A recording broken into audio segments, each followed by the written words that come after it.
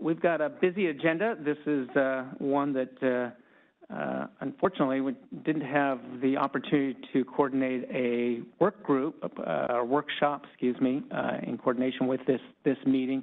Normally, that's a regulatory process that we like to do in conjunction with our bar advisory group meetings. But the good news is many of the regulatory packages that we've been working on have been workshopped extensively, and those packages are onward. They've been moved forward through the process. And then there's some other packages that are just too early in the stages to do anything, to view them prime time before a workshop. So we'll look to do that at the beginning of the new year when we meet again in January. So this will be it. This will be the only event for today, just our bar advisory group meeting. I want to call out a few people. First off, before we do the introductions, our moderator, Ann Fisher. I don't know if we caught that at the beginning of the instructions. I want to thank you for hosting us, as well as our webcaster, Bryce Penny. Bryce to the back and right of the room from where we sit up here.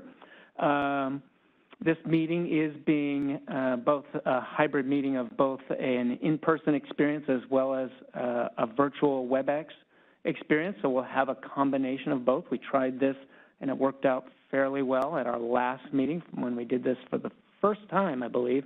A couple of areas where we stumbled, but I think by and large it was a really excellent opportunity to give people the variety of ways to participate in this meeting. As usual, we will also be webcasting the event, and that's more for establishing a recording that will be up on our web page within about a week after the meeting, so that if anyone wanted to check on something that was said or view a presentation again, they can do so on our website by viewing the webcast. Let's see, any other introductions? Yes, at this time I wanted to call out my executive leadership team. We've got Linda Jansen, who is Deputy Chief for all things admin or administration. That includes our personnel office, our contracts office, the Consumer Assistance Program, which provides repair assistance and vehicle retirement services for consumers who are stuck in the smog check program. What else? Licensing, all things licensing fall under Linda, and a few other things that we've thrown into that admin division. Deputy Chief for Field Operations and Enforcement Division, Bill Thomas. He was appointed in April, but he was here in July, and we made that announcement of his appointment. Bill oversees all of our 12 field offices that are spread throughout the state, all of our forensic documentation program. That's the undercover vehicle documentation labs that we document vehicles for using as ways to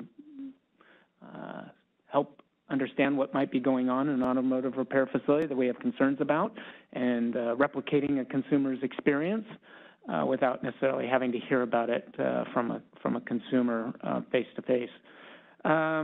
What else is under that branch? We also have our technical training unit.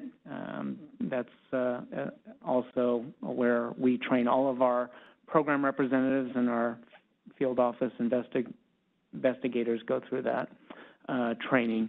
And then, let's see, I think that about covers Bill's sphere of authority or influence in the Bureau. And then lastly, Clay Leak. Where's Clay? Clay is overseeing all things information technology or IT related, and smog check engineering and research branch that reports to him. He'll talk a lot about business modernization, our efforts there. There's a presentation coming up a little later that will touch upon that.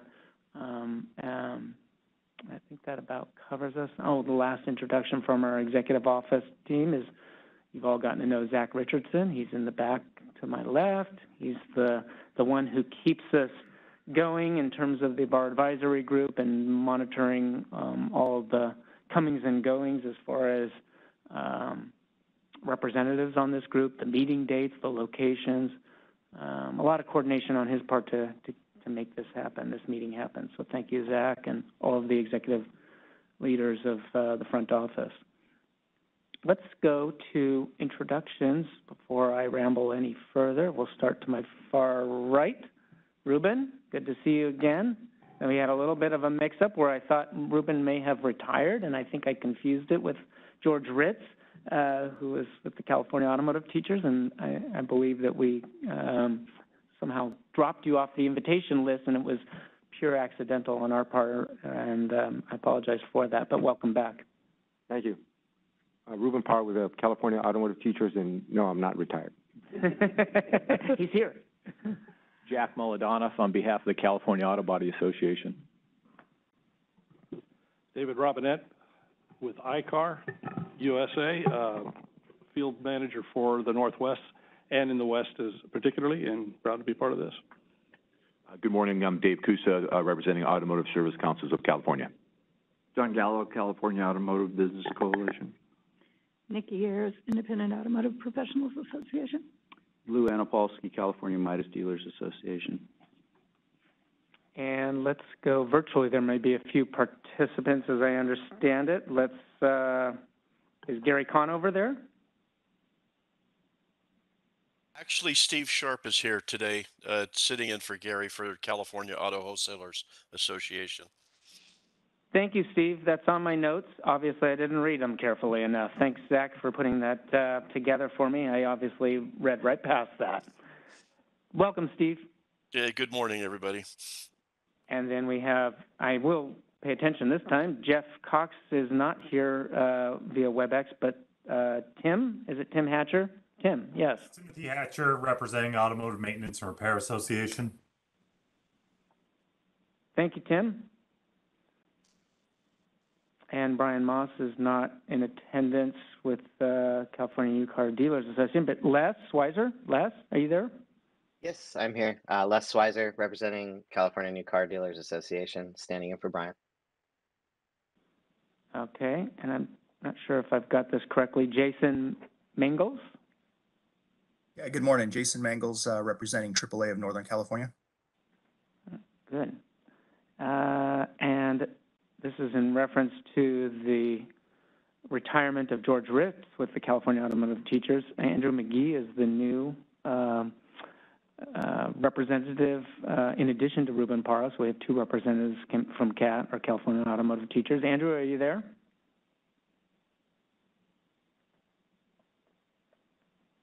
Andrew is not here with us yet, but we'll wait to see if he joins us a little bit later. Let's see, I believe that's it. Megan McKernan is not in attendance, nor is an alternate for her, and she's with the Southern California group of the AAA called the Automobile Club of Southern California. Unless Tim Chang, I think Tim sometimes sits in for Megan. Tim, are you there? This is the moderator, and I'm promoting Tim Chang. Ah. And Tim, you should be able to unmute yourself. Yeah, hi, Patrick. Thanks very much. Yeah, I wasn't aware that Megan wasn't going to be here, but I will be in attendance for about half of this meeting. Very well. Thank you, Tim. I'm glad I remembered. It wasn't on my notes, so we somehow crossed lines there with Megan's not being here and you filling in for her today. Thank you for doing so. Okay, thank you. All right, let's proceed. Is there any questions before I do so? Yes, did I miss one? Hey, Pat, good morning. Matt Webb here from the Automotive Oil Change Association. Yes, thank you, Matt. I apologize. My agenda flipped over to the second side, and I didn't see the additional members there. Matthew Webb, thank you very much for being here with AOCA. And then Saren. Saren Taylor, are you there?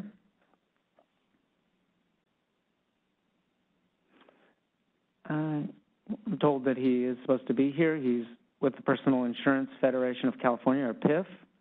Been working a lot with PIF and American Property Insurance and Casualty Association, APCIA, I think I've got that correct, on storage-related issues and concerns as it relates to automotive repair dealers, and we had a presentation, I believe, at the July meeting on that. Look forward to Saren's attendance at some point today. Moderator, please, if either Saren or there was one other individual, Andrew McGee, join us, please call that to my attention so I can recognize them. Certainly. Thank you. All right, let's begin with the meat of the meeting with presentations. Our first presentation is going to be from the Department of Consumer Affairs. It's DCA News. Excuse me. I'm going to back up a step. No, that's it. I'm sorry. I thought we hadn't done all the introductions, and I just realized that we did. DCA News and Updates. That'll be Greg Pruden from the Department's Legislative Affairs Office. Greg, you're joining us via WebEx. I got notification of that just this morning through email. Are you there, Greg? I am here, Chief. Good morning. How are you?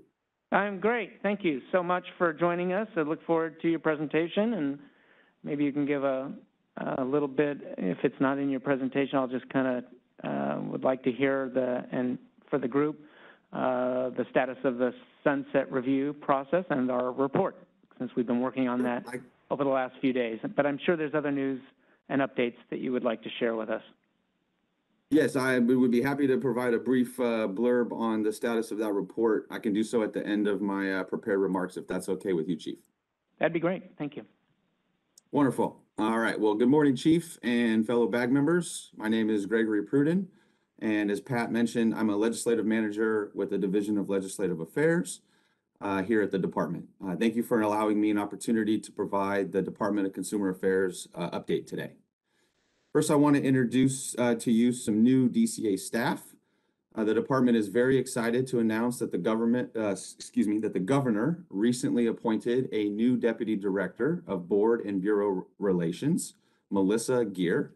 She joined the department officially on October 3rd and brings a wealth of experience. She previously served as the Chief Deputy Legislative Director at the Department of Insurance. She also served at the California State Teachers Retirement System, the California Attorney General's Office, and the Legislative Analyst's Office. Department Diversity, Equity, and Inclusion Steering Committee. The Director, Kimberly Kirkmeyer, established the department's first Diversity, Equity, and Inclusion Steering Committee, the DEI Committee, to guide the department in its equity strategy, initiative, and action plans. The DEI Committee will hold its official kickoff meeting on November 9th of this year. Strategic planning. In accordance with Governor Gavin Newsom's executive order, strategic plans in effect from July 2023 and beyond must be developed or updated to more effectively advance equity and drive outcomes that increase opportunity for all. In response, DCA is revising its strategic planning processes to incorporate more inclusive public engagement, data analysis, and to embed diversity, equity, and inclusion into the strategic planning process. Over the coming months, the DEI Committee will inform the strategic planning processes, and by March of 2023, DCA will begin implementing the revised processes and working with boards and bureaus in updating existing strategic plans or to develop new strategic plans. The Our Promise campaign. It is that time of year again. The department is excited to take part in Our Promise, California State Employees Giving at Work, once again, and to celebrate 65 years of caring for California. This year's Our Promise Vice Chair is Lourdes Castro Ramirez, the Secretary of the Business Consumer Services and Housing Agency, and our DCA Our Promise co-chairs are Chief Deputy Director Christine Lawley and Deputy Director Melissa Gear. The campaign began on October 1st and will end on December 31st. The campaign allows Californians to donate to a nonprofit or nonprofits of their choice. With your assistance, the department hopes to continue its tradition of generosity and caring for our communities through this year's campaign. Please assist us in spreading the word and encouraging all members and staff to make a one-time donation or donate online through the Cal Employee Connect system. You can donate as little as $5 a month. In-person meeting guidelines and COVID-19 safety measures.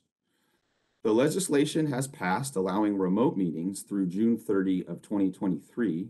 We are reminding boards and bureaus that choose to hold in-person meetings of the safety measures, best practices, and recommendations for holding those meetings. When planning for upcoming meetings, please remember, all board and bureau members and staff are expected to follow the state and local public health guidelines that apply in the area where the meetings are held. Face coverings are strongly recommended for all board members and staff at meetings. The California Department of Public Health strongly recommends that individuals continue to mask in indoor settings. Please post face covering guidance signage at your meeting check-in or entrance. Partnership with the State Controller's Office. The department will partner with the State Controller's Office to share information with consumers and certain licensees about the Unclaimed Property Program. State law requires banks, insurance companies, corporations, and other entities to report and submit their customers' property to the SCO, the State Controller's Office, after a period of inactivity, which is generally 3 years. Certain DCA licensees will benefit from this partnership as it will educate them about their responsibility to report unclaimed property and assist with compliance. Additionally, the program is a great resource for all consumers to locate any unclaimed property. Finally, DCA is here to help, and if there is anything we can do to assist, please reach out. Now, the Chief, you asked for a quick update on the Bureau Sunset Review Report, and I can provide that at this time, and I'd be happy to take any questions on that or any of the other items that I just mentioned. But for the group, for the BAG, and for those listening, the Bureau is in the process of beginning its Sunset Review process, which entitles the completion and submission of a Sunset Review Report. And presently, the Bureau is right in the middle of that report process.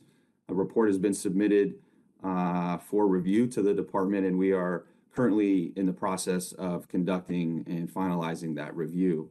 The report is due, I forget the exact date, but it's around the first of the year of 2023. So still plenty of time as we work through this review process. Chief, I would expect that the Bureau's report will have final approval from the department in the coming days. And as the Chief knows, but for the rest of the group, the process from there will have the report be sent to the Business Consumer Services and Housing Agency for their review. And then ultimately the report will go to the governor's office for final review and then submission in time for the first of the year due date. That's the update I have for you on Sunset Review and other department-wide matters. And at this time, happy to take any questions that folks might have. Thank you, Greg. Sorry, my mic was off. Appreciate the presentation. Sunset Review, for those who haven't heard about it, is just a fancy term that's actually, I don't know if it's called out in legislation or anything like that, but it's a fancy term to describe an operational review, and it's something that all Department of Consumer Affairs programs, boards, and bureaus, just like the Bureau of Automotive Repair falls under, is reviewed by the legislature usually 4 years. Due to the pandemic, we got an extension of additional year. So our last review was 2018, and that's the year that the committees that are responsible for carrying this out in the legislature, Senate Business and Professions Committee, and there's similarly on the Assembly side another committee that does this operational review of each board and bureau of the department, and they rotate various programs. Ours will be next year, so that's the 2023, so 5 years that I'm talking about since the last review. The report is actually due to them. As Greg said, it's usually due in December. They gave us an extra week or so. I think they didn't want to mess around with the holidays, so they gave us until after the new year. So as Greg said, we'll submit it in early January, and at that point, it'll be something that all of us, all of you, and all stakeholders can take a look at and review as well. You'll have the opportunity as stakeholders to participate in the legislative committee hearings that will take place, am I correct, around March of next year, sometime in the spring, if I'm remembering correctly, Greg? Yeah, Chief. It's always kind of hard to predict exactly when, but I generally advise folks that, sometime between February and March, possible it could go into April. It just depends on sort of, this bureau is not the only program in the department going through sunset review. So it just depends on how they set the schedule. And the legislative calendar for next year has not yet been published. So sometime between February, March, early April is what I would think would be consistent with years past. Thank you. And the report is there's very much a template that has been created by the two legislative committees that I mentioned for undergoing or undertaking the sunset review, specific questions that they will ask every program, every board and bureau that's undergoing sunset review or this operational review. A lot of appendices, a lot of charts detailing enforcement-related statistics, licensing statistics. The narrative itself isn't very long. I would say it's probably around 50 or so pages, but it's a good read. It's a good opportunity to learn a lot about the Bureau.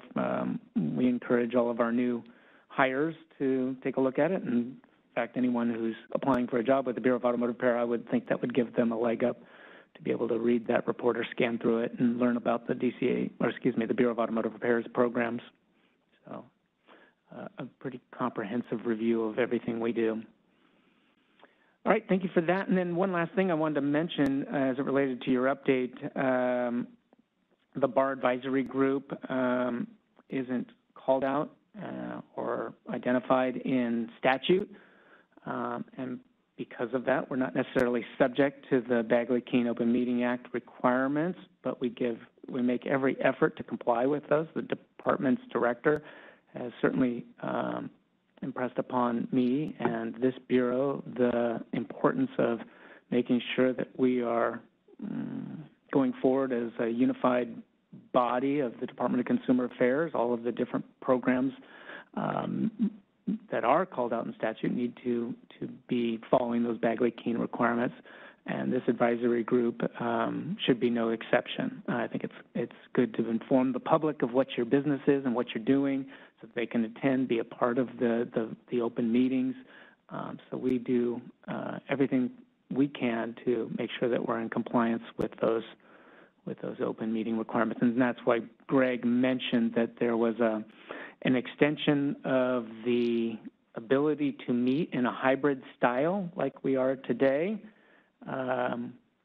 with at least one place that's open in person to attend, but also giving the ability to attend virtually without posting those sites or posting the addresses of those sites, which all of you as participants on the WebEx are doing in compliance with the extension of the Bagley meeting flexibilities that have been provided in the legislation that the governor signed and Greg referenced. So here we are.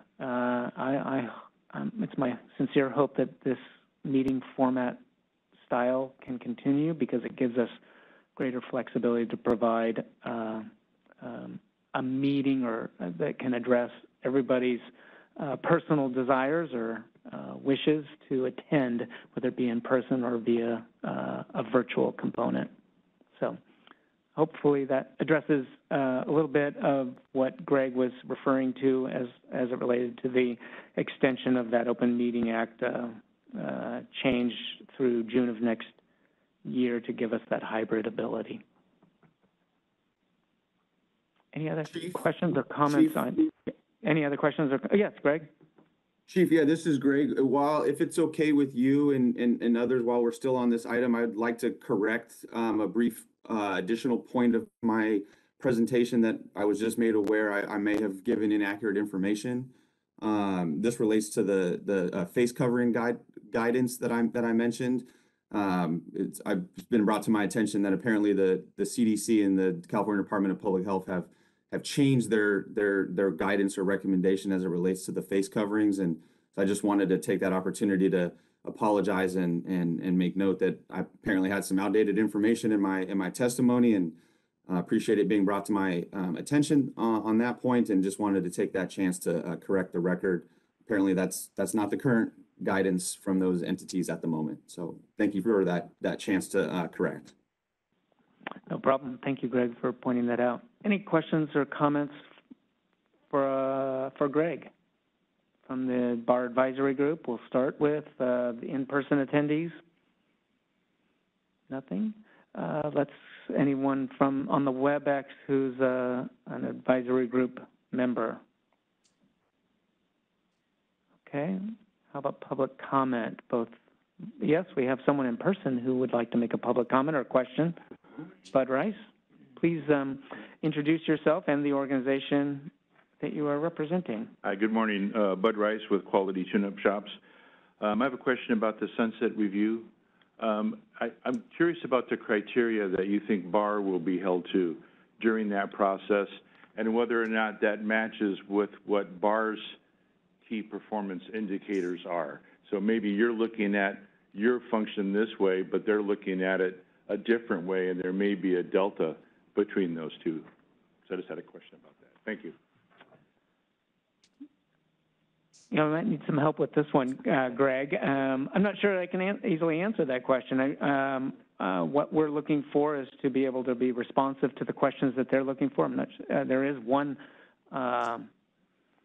final question in the report somewhere in there. I think it's near the end, if not the last question. It says, do you think the Bureau of Automotive Repair should continue to be in existence, or something along those lines?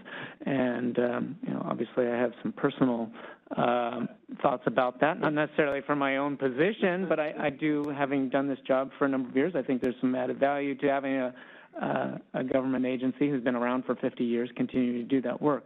I don't think we came out and said it as strongly as that, and I'm not even hoping that felt too strong of a message.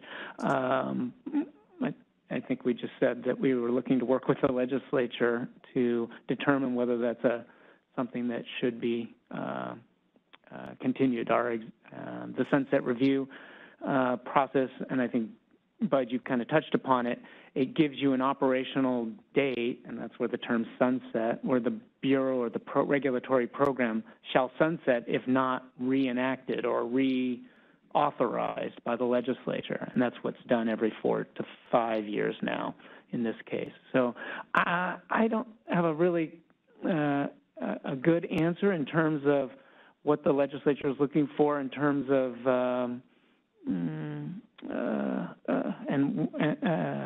certain data or certain answers or responses. We just answer the questions to the best of our abilities, and obviously it's all factual, and it's a lot of data-driven information about enforcement numbers, complaints that we mediate on behalf of consumers, a lot of licensing numbers, time frames for processing applications for licensure, processing of enforcement cases, most of which I believe we are within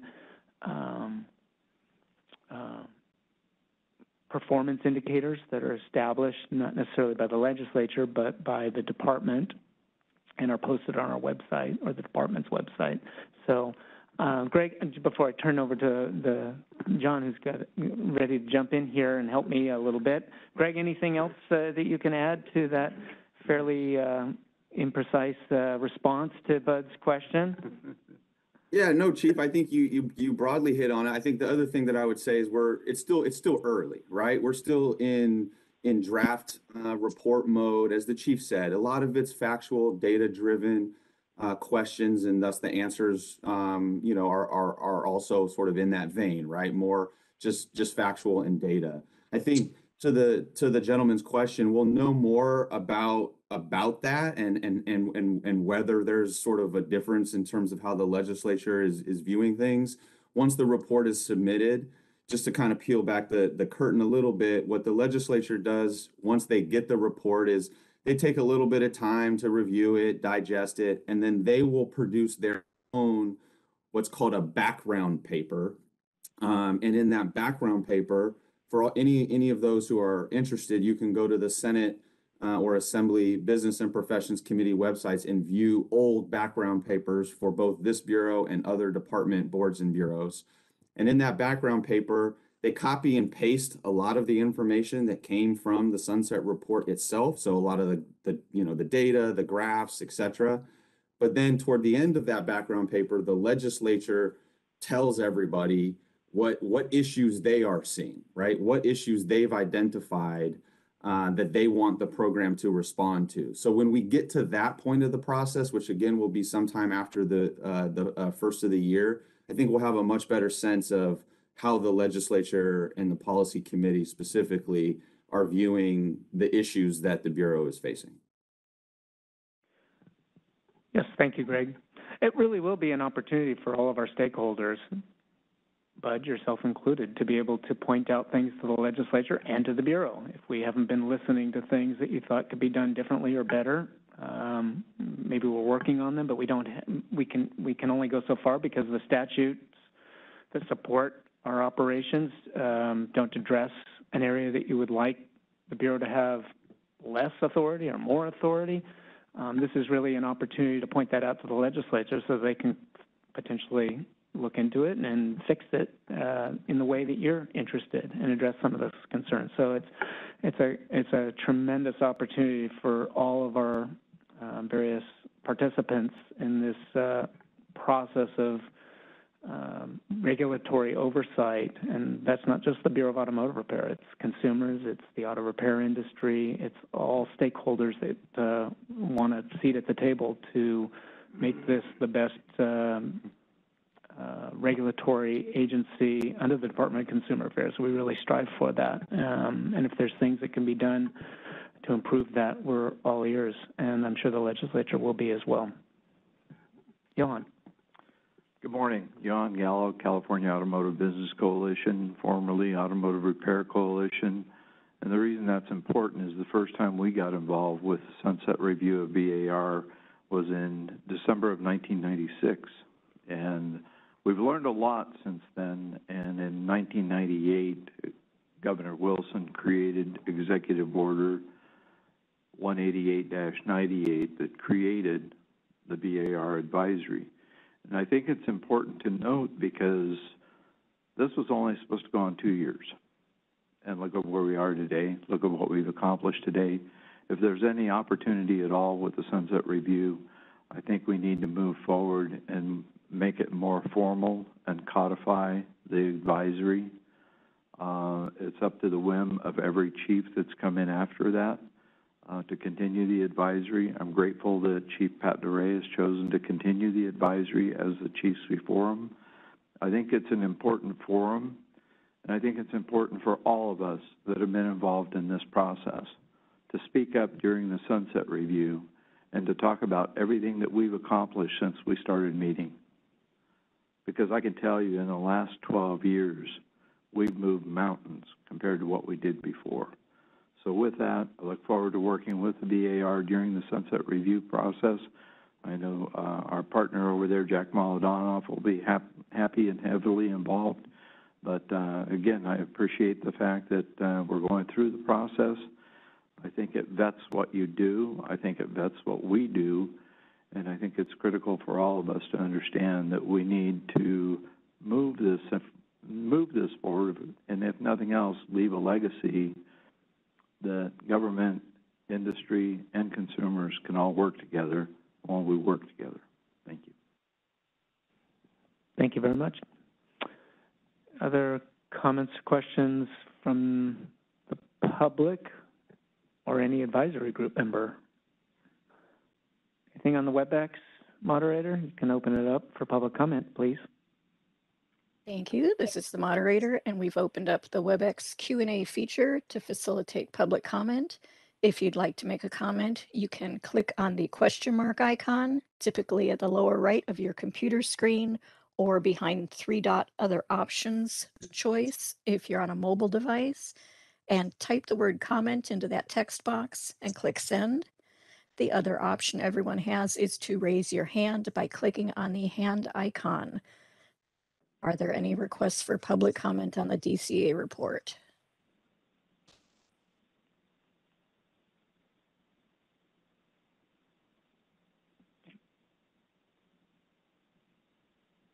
And I see no requests for comment. Shall I close that Q&A? Yes, thank you very much, moderator. You're welcome. All right, thank you, Greg. It was good seeing you today. Likewise, Chief. Happy to do it. Yep, we'll be in touch. Yep. Okay, our next presentation will also be remote via the WebEx. Holly O'Connor from our executive office will give us a legislation and regulations update. Holly, welcome. Are you there? Yep. Thank you. Can you guys hear me or and see me? Yeah. Yeah, Okay. we can. Yes, I see you. Yes. All right. Great. Good morning, everyone. As the chief just said, I'm Holly O'Connor, and I will be doing the legislative and regulatory update. I will go ahead and start with these are some notable dates. September 30th was the last day for the governor to sign or veto bills.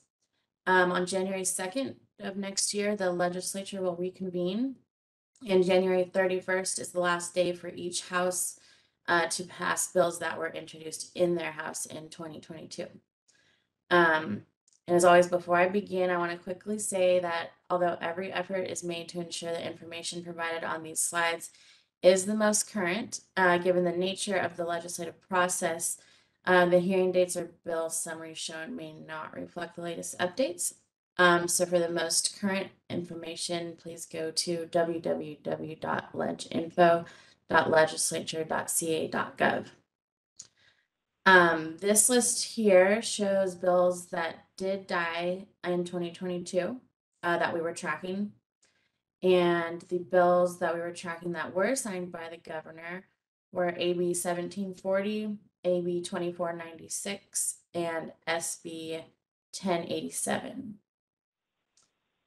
AB 1740, which will take effect on January 1st, 2023.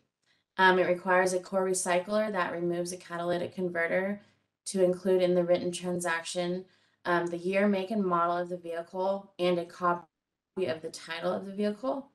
It also prohibits a core recycler from purchasing or receiving a catalytic converter from anyone that is not a commercial enterprise or the verifiable owner of the vehicle from which the catalytic converter was removed.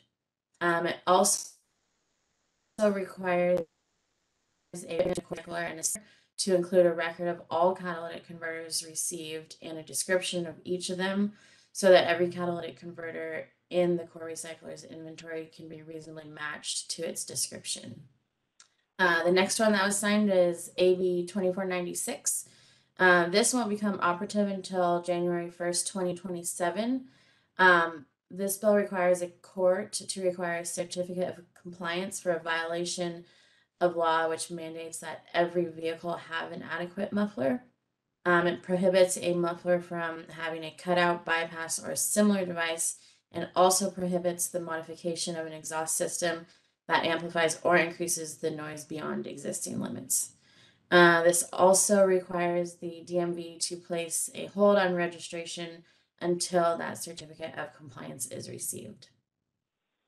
The third and last one, which will take effect on January 1st, 2023, prohibits any person or core recycler from purchasing a catalytic converter from anybody other than certain specified sellers.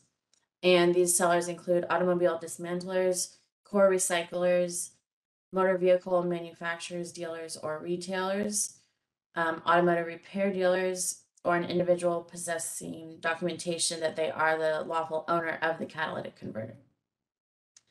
So the bills, does anyone have any questions on those three bills that were signed? Let's see if there's any questions from the Bar Advisory Group. Anybody on the virtual WebEx? Questions? And I've activated the Q&A feature, or people can raise their hands by clicking on the hand icon if they have questions.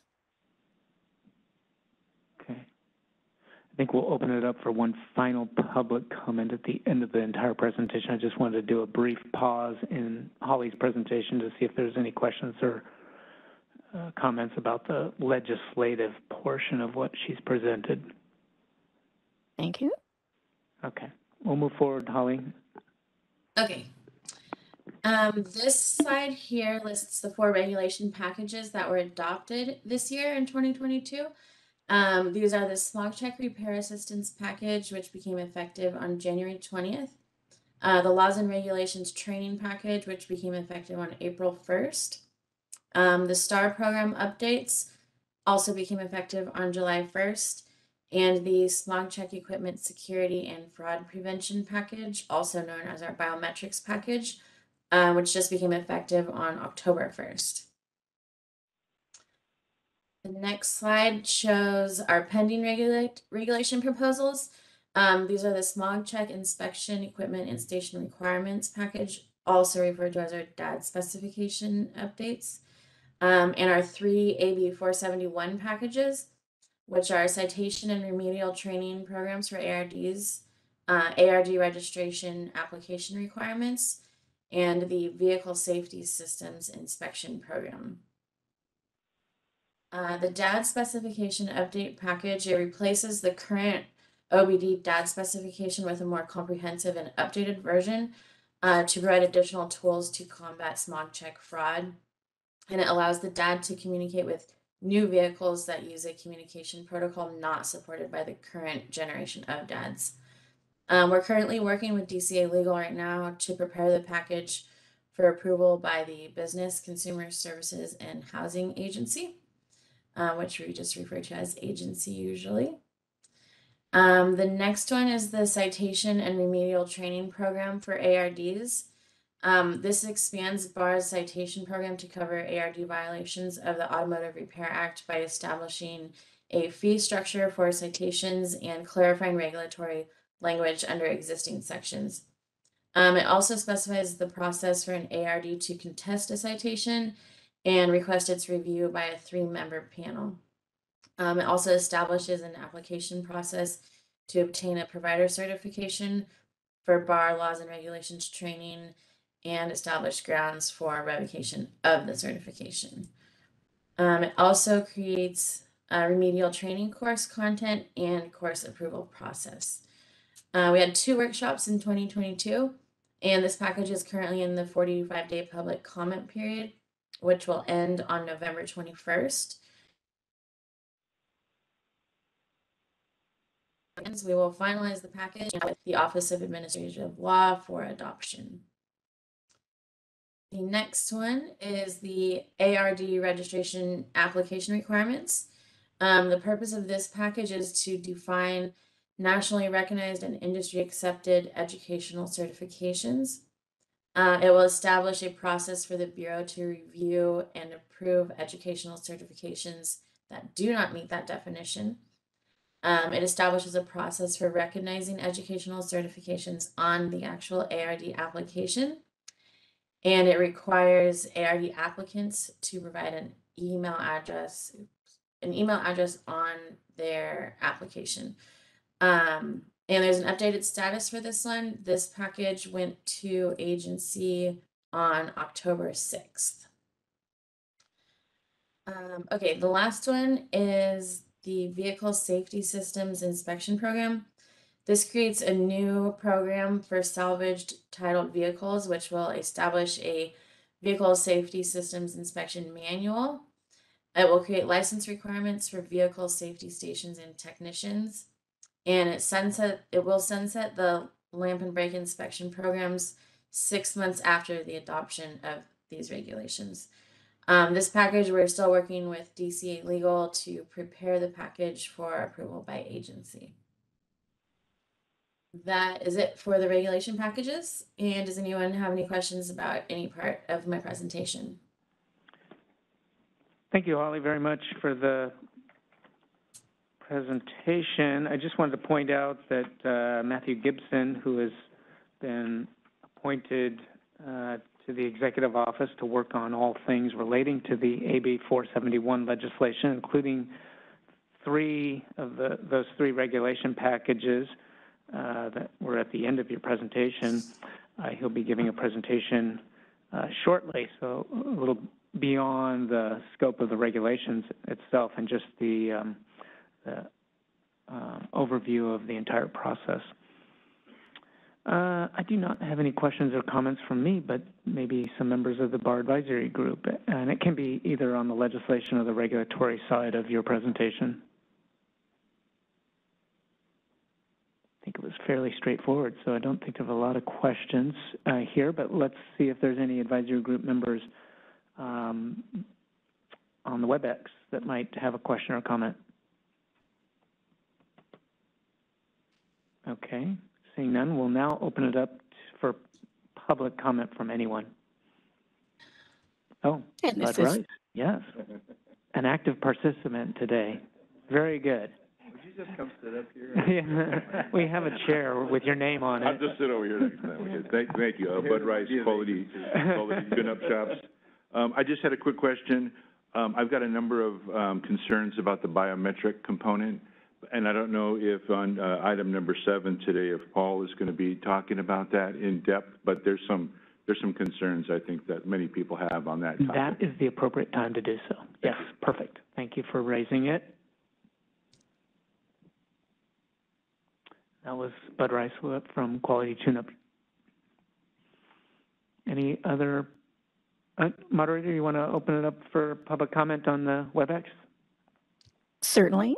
So we've opened up a Q&A feature of WebEx to facilitate public comment. If you have any questions or comments on the legislative report, you can either click on the question mark icon, type comment in the text box and click send, or you may raise your hand by clicking on the hand icon.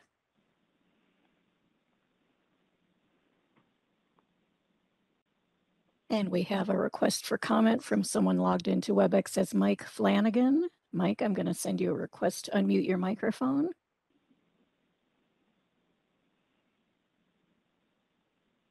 You're unmuted. Hey, Holly, it's Mike Flanagan. How are you? Yeah. Hello. In your presentation, you mentioned that there's a carryover of bills introduced in 2022 to January 23. I believe the session has ended, the end of the 2-year biennial, and so there's no carryover. Beginning 2023, all bills are brand new. Thank you for that. That is correct.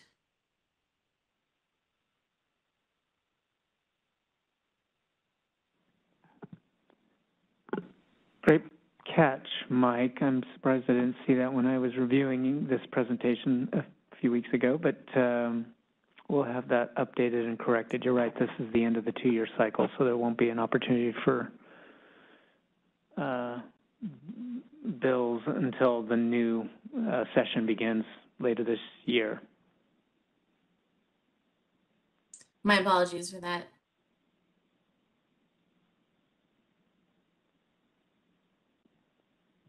Additional questions or comments?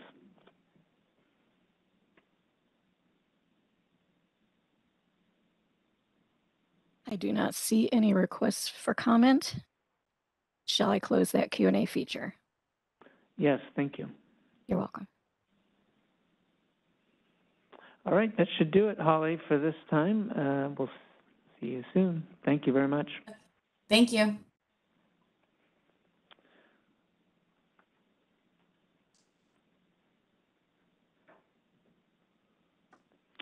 Our next presentation is from Rob Wright with the Riverside Field Office, representing the larger Bar Field Operations and Enforcement Division, but specifically in our Riverside Field Office.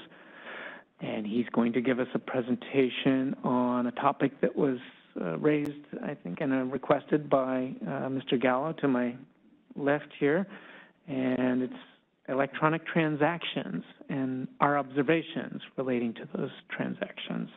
This has specifically to do with point-of-sale systems, I believe, that are being very widely used throughout not just in this state, but throughout the nation, and obviously trying to address consistencies, because Bureau of Automotive Repair laws are much different than maybe existing in other parts of the country. So how to reconcile some of those issues. And Rob is going to give us a little insight on that and what our laws allow and don't allow. Great. Thanks, Pat. My name is Rob Wright, work with the Bureau of Automotive Repair Riverside Field Office. I'm a PR2, Program Representative 2. I've been with the Bureau about 16 and a half years now, and among other things, I specialize in the documentation requirements. I do many Right It Right presentations, focusing mainly on dealerships and dealership groups. So I get to see and experience a lot of different software programs that these dealerships are implementing to communicate with their customers. Today I'll be covering just a general overview and our observations of the Bureau on estimating and invoicing software and identification of some issues that we found through time. We're going to do some possible solutions to those, and a reminder throughout the presentation about the documentation requirements and also record-keeping requirements. So also we'll do a Q&A session at the end if there are any, or time permitting. Okay. So let's go to the next slide. All right, so in September 2018, we redid some regulations. Some were adopted then, some were adopted in January 2019. And shops are increasingly adopting the electronic methods for communicating with their customers and to document all of their transactions, the estimates and authorizations and invoices. So some software providers, however, don't meet California compliance, and the more we investigate, the more we determine that there's a lot of software issues that the shops are experiencing out there. So the bad part about that is the Bureau of Automotive Repair doesn't regulate the software providers. So we only have so much connection with communicating with them and what actions they may take on, okay? So overall, the automotive repair dealer, the shops, they're still responsible for ensuring compliance with the Automotive Repair Act and all the documentation and legal requirements to operate. And that pertains to estimates and authorization, invoicing, all the record keeping. So those are some of the issues that we've found. Shops often need to be reminded that they're still required to provide their customers with an estimate before commencing work, and of course obtaining authorization before commencing that work, as well as a final invoice after all the work has been done, right? And some of these software shortcuts that they might use aren't fulfilling those basic requirements, okay? We'll go next slide. So some issues that we see are, for one instance, is the number of characters. Sometimes the authorizations on additional authorization, the reason for authorization, it will limit the number of characters you can have in that field. And so the shops are either leaving it blank or summarizing it with terms like needed repairs or recommended repairs. It's not sufficient in describing the recommended repairs or the reason for the increase or the reason for the change in the method of repair. So as a reminder, again, the shops are required to provide their customer an estimate for parts and labor for a specific job, as well as an invoice that describes all work performed and parts supplied, regardless of their usage of paper or software. A lot of this boils down to, think of the old days when we used to do carbon copy sets, right? That's when the requirements were easy to comply with because you had each particular carbon copy set or piece you could provide to the customer. But now with the adoption of electronic methods, some of that has been forgotten. All right. So a possible solution to the number of characters on the work orders is to just create a separate line, right? If the software will allow you to create a new job, then continue that narration of the authorizations to ultimately meet compliance. So you're perfectly willing to go create another line. Sometimes the software may trigger it as another authorization. needed, but those are addressed case by case. All right. Next slide, please. So there's also been a notice of the software limiting how many authorizations are documented. You know, each time that they come around to a change in the method of repair or a change or increase in the price, they're required to create a revised estimate and obtain authorization for that. And some of the software providers are not putting all of those documented authorizations, the additional authorizations, onto the final invoice, and they'll instead summarize what took place. Well, the requirement is to document on the work order the additional authorization and then either transfer all of those authorizations from the work order to the final invoice or have the customer sign an acknowledgement of notice and consent. Right, so some shops, the software was limiting to, like for instance, one that's been resolved since, but a software provider was limiting the final invoice to only show 3 additional authorizations when maybe 5 took place. And the only way to solve that or to gain compliance was to print out the whole revision screen. And unless they're providing that to the customer or to the Bureau upon request, it was left off of, well, when did you get the authorizations and what are the details? And no one could retrieve those, right? So the way to solve something like that would be to maybe document a supplemental document, right, where you could document all their authorizations, start to finish. If the software is a separate revision screen, then that now becomes part of what you would need to provide the customer as the repair transaction, so they can understand all authorizations from start to finish. Okay, so also when you're creating that supplemental document, it has to have a unique identifier such that that document now becomes part of the record, part of the transaction, and that it cannot be confused with any other transaction. So your revision sheet, let's say, if you've got a pad of paper, it will have the work order number is the easiest way to comply with the unique identifier, and that work order identifier would also be on the same estimate, the same invoice, the same parts receipts as a PO number, perhaps. Okay, so next slide, please.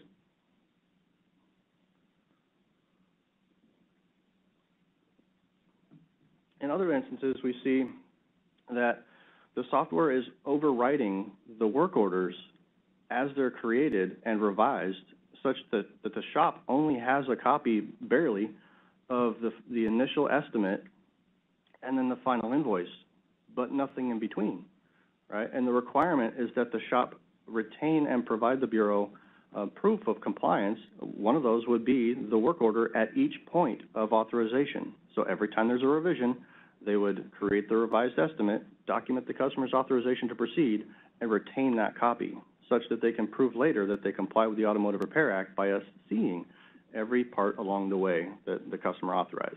Okay. Just making sure I got my notes here.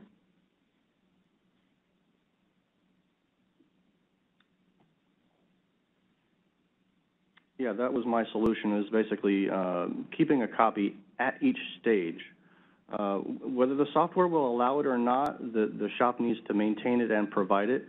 So the inaccessibility is sometimes a problem. They need to go back and either save it along the way, if the software won't allow them to, take a screenshot, print a copy, keep it as part of the record, whatnot. So we want to make sure that the shop has a complete record of the transaction, not just the beginning and the ending.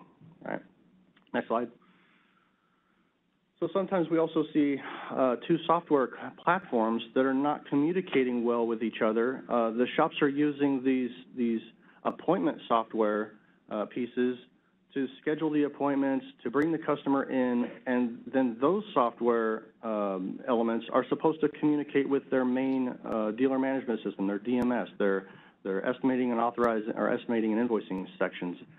Well, the problem is sometimes they don't communicate, and you end up with a shop saying, well, here is our estimate, and it's just out of one system that does not contain all the required elements of the estimate, which then becomes a work order. So that it then jeopardizes their contract with their customer when they can't prove that they complied with the basic original estimate. So these 2 software platforms are not communicating well to gain compliance. Again, if they're a possible solution there is if they're using two platforms, ensure compliance, right? Take the time to review, see if it's fulfilling, contact the Bureau's field offices, review the Write It Right guide, or limit yourself to one software, right? And then have a check-in sheet if you'd like, but that check-in sheet does not serve as the estimate unless it contains all the required elements of the estimate. Okay. Next slide. So software parts descriptions, granted it's been addressed in the past and covered throughout about some of the insurance companies utilizing Opt-OEM, Alt-OEM. Well, some of these software providers are including those descriptions, and those are not in compliance. The Bureau only recognizes new, used, rebuilt, reconditioned, or OEM new crash parts or non-OEM aftermarket crash parts. That's it, no others. So we see some of the software providers providing stuff like reman, right, remanufactured, when that isn't one of the approved. So one of the tips that I often provide the repair facilities is that make a legend or a key something that that will be in compliance. So if you have a quote-unquote reman part, then identify with the part supplier whether that part is reconditioned or rebuilt, and then define it as that, right? And the legend or key could say reman equals rebuilt or reman equals reconditioned in order to gain compliance. It's a shortcut. So the advice there is to take a moment to either modify the parts description, and sometimes the dealers do not have an opportunity to modify the parts description because it's part of their database. But my tip at that point would be, okay, go into the labor code that the service advisor can modify and modify the labor description to identify what quality part was installed, if there is any confusion of what part was installed just by looking at the part identification. And need to make sure that that is clear to the customer by the time that they get their final invoice, what it was that they purchased. Next slide. And acronyms are often utilized by some of these software, especially Autobody. Autobody, most of the time, CCC I know is one of them that has at the tail end of all the job codes the legend or key where it will say, you know, R&R equals remove and replace. All right, and I often tell those shops that, what, does the customer know what R&R is? It might mean rest and relaxation to someone, okay? So advice is put a key or a legend. If there's use of any acronyms, define them in the labor description such that the consumer understands what that acronym is because you've defined it, not just verbally, but on the work order, which then translates to the final invoice. And next slide. Records retention. So sometimes we see times where the shop cannot provide the Bureau records upon request, and their excuse is that their software provider doesn't allow them access to those, or they have to pay some sort of extra fee for that to get to those records. And that's a problem. I mean, think of if we didn't have electronic records, well then where are the physical records? Why can't you provide those, right? So the same thing applies with the electronic records. You need to be able to access, retrieve, provide them to the Bureau upon request so that we can decipher the whole transaction from start to finish and determine whether there was compliance or non-compliance with the Automotive Repair Act. In the instances where the shops can't control their accessibility to the records or being able to retrieve them or provide them, then our advice is to consider other means where you're going to retain the items either on a cloud storage drive or locally, such that you can retrieve them, you know, at a request from the Bureau and provide them upon request. So, next slide, please.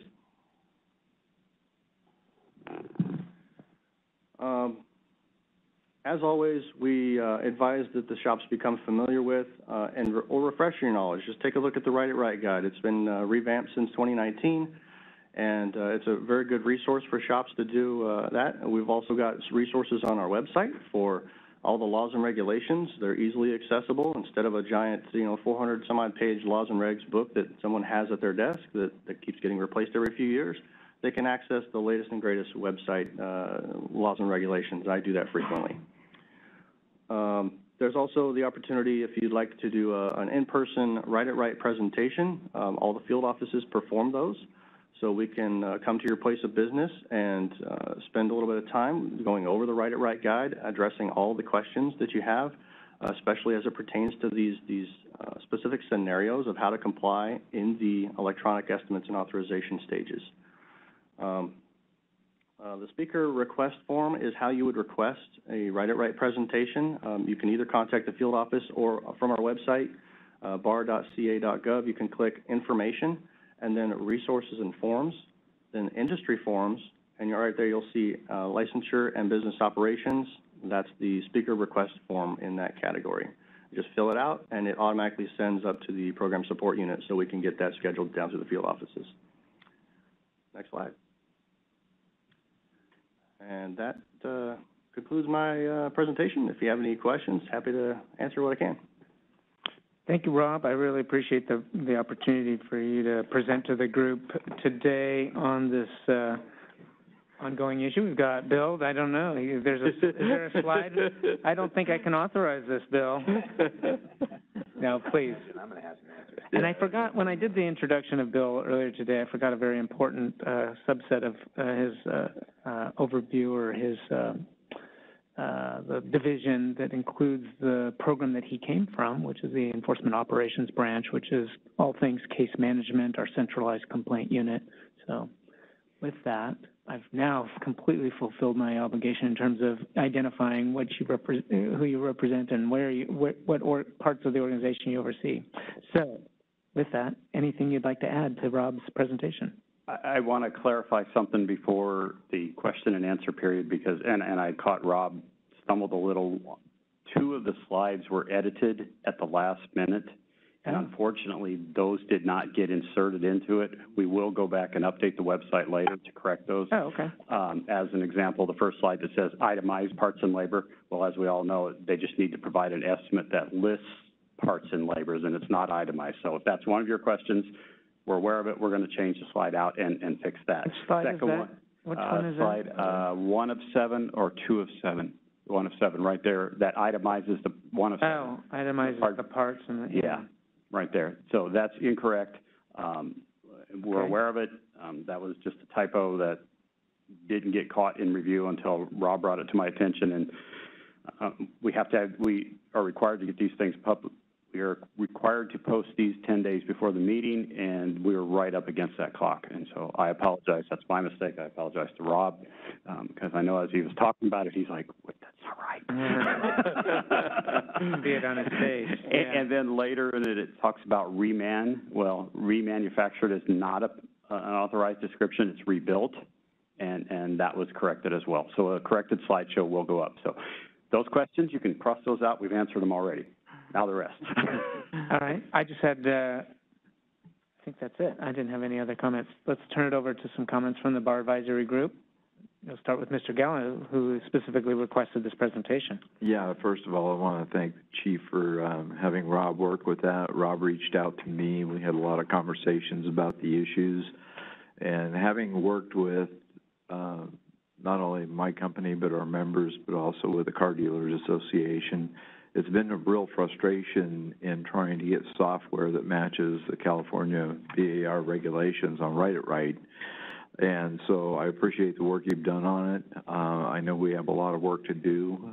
The biggest concern that our members have is working with these software providers, because they take the attitude, we're not changing it just for California. And I said, well, you know, you can have that attitude, but when we start writing citations and fines and start paying for these things, we're going to look for a different vendor.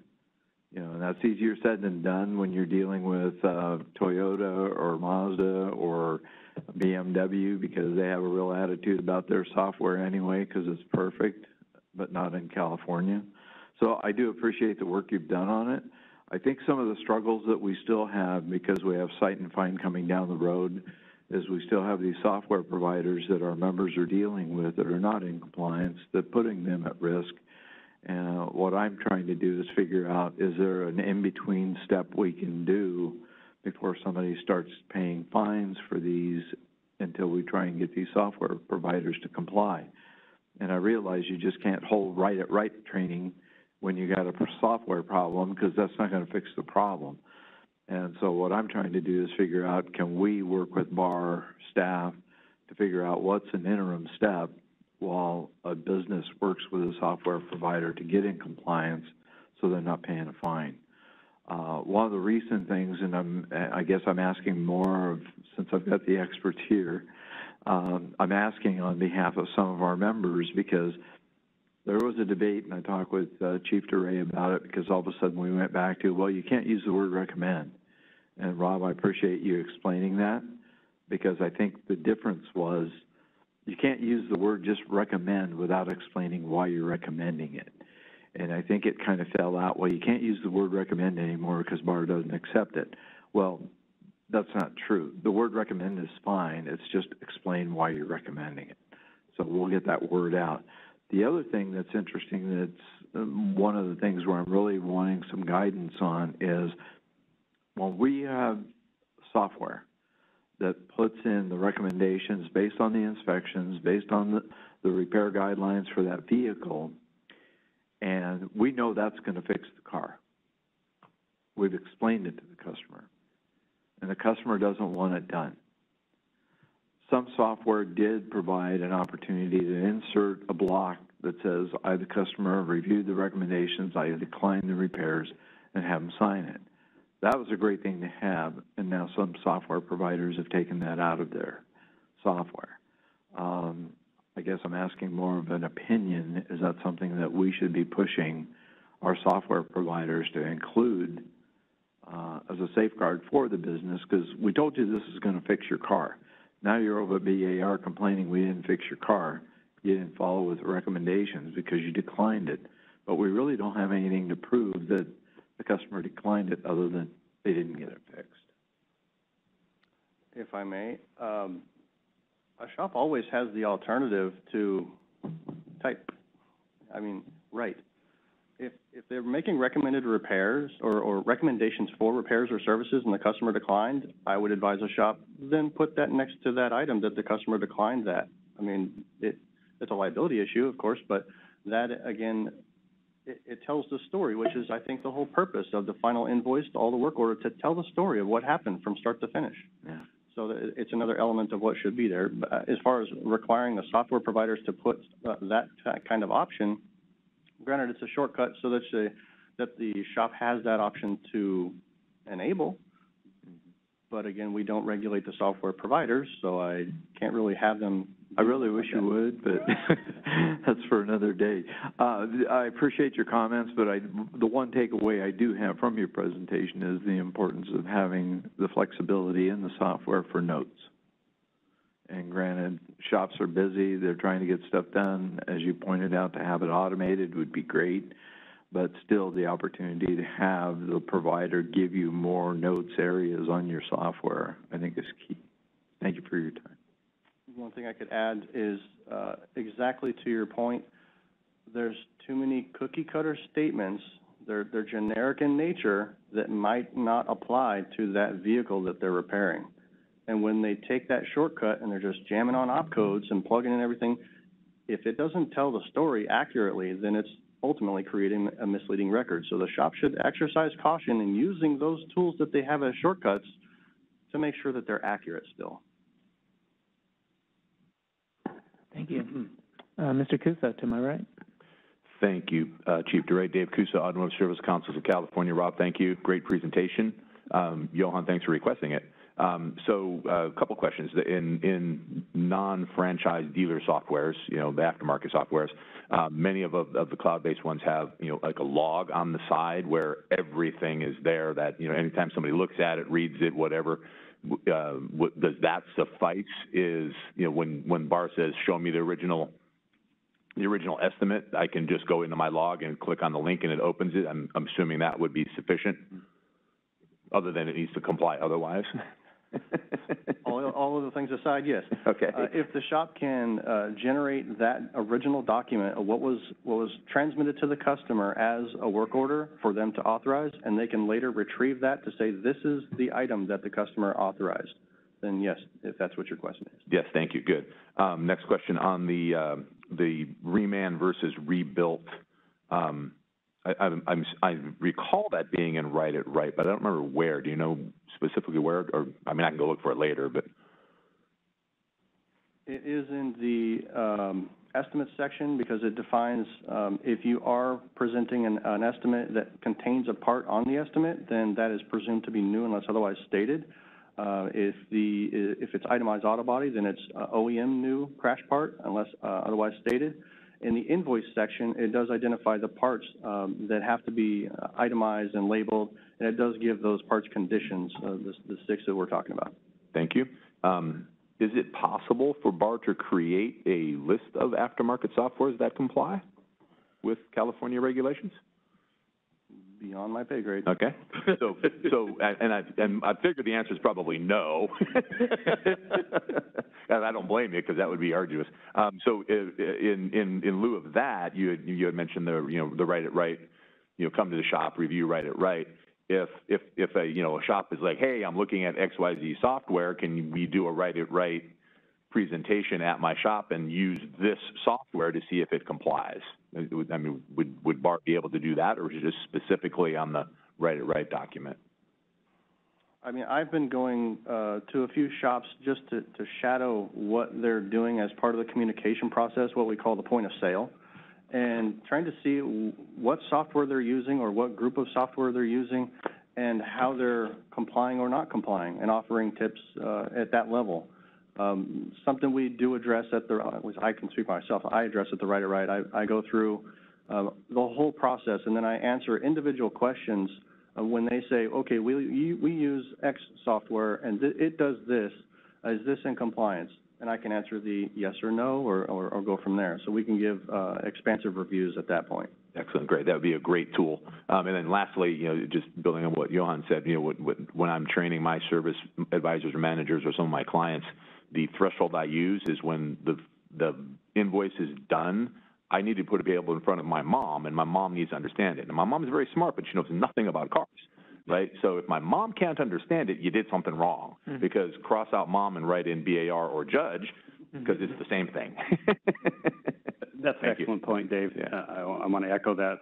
When Johan was asking his questions, that was my thought, is that at the end of the day, and we actually had this same conversation in a conversation we had with Jack a few months ago, that at the end of the day, somebody should be able to look at the estimate and then the final invoice and all the documentation and understand exactly what took place. And we were looking at an estimate and invoice, and a question we kept asking questions of ourselves in the meeting, it was Chief DeRay and a couple of my managers, and we kept saying, well, did they do this or did they do that? If we're asking those questions, there's a problem with the paperwork. Exactly, yeah. And as far as your question as to saying, yes, this software is good or this software isn't, it meets the Bureau's requirements,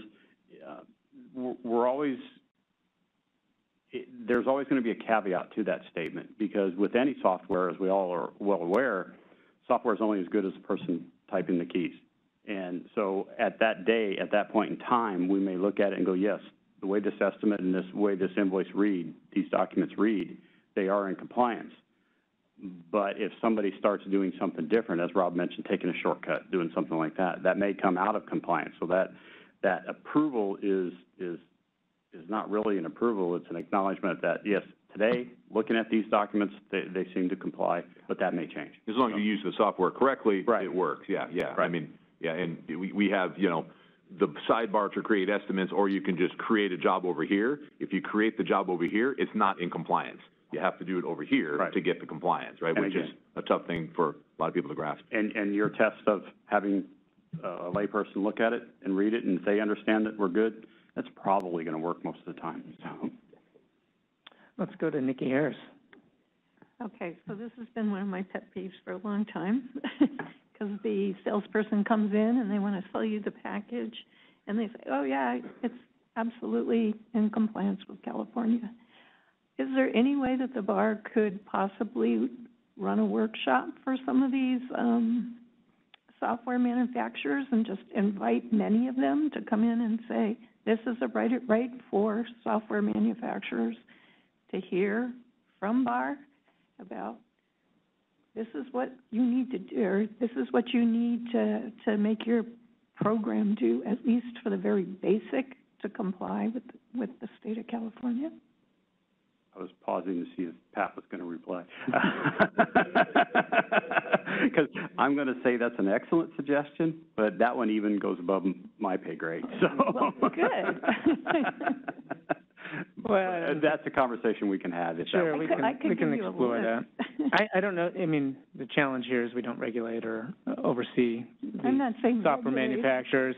So, no, I know, and we could reach out to them. I mean, certainly would be interested to know who we're talking about and who we would reach out to, and we could give some thought to doing a workshop with, I don't think it's just those. We want all parties at the table on something like that. So maybe there is something we can do to, I just don't know. Are they going to show up at the table? It would just be barring the auto repair industry, or if you have contacts where we would explicitly go out to them and request their attendance, that might be helpful. I don't know, but we can give it some thought to it. I don't think it's a bad idea at all. I'm just challenged with who. I don't know the universe of these software providers.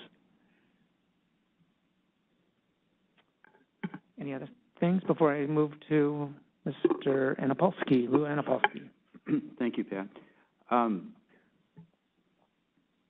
Rob or Bill, if a shop is not in compliance with its point-of-sale software program, is it your understanding that the bar could then cite the shop under what would be AB, what are we looking at, AB 471? Is that a citable offense? Any violation of the Act is a citable event. So the answer is broadly speaking, but let me expand upon that a little bit, because that's a little bit harsh sounding. Yeah. As with all citations, smog check citations, especially, you know, we have years of issuing these citations, and we've learned a lot over the years. So we've actually identified the value in the citation and an order of abatement as something that, you know, not attaching a fine and is an opportunity to, it's basically a fix-it ticket, if you will. Yeah, and that's where I was going. It notifies the ARD, exactly. Hey, there's this problem. You have 30 days to abate the problem and get it fixed. So expand on that. So if it's viewed similar to, using your term, a fix-it ticket, I look at a shop who is trying to comply, and yet they think they're in compliance, but their software program, unfortunately, is not. They're acting in good faith, so on and so forth. Okay. And that's, no, go ahead. That's why there's been discussions as to where citations would come from. So as an example, unlicensed activity citations, our field reps have the ability to issue those on the spot, because that's when they identify the unlicensed activity.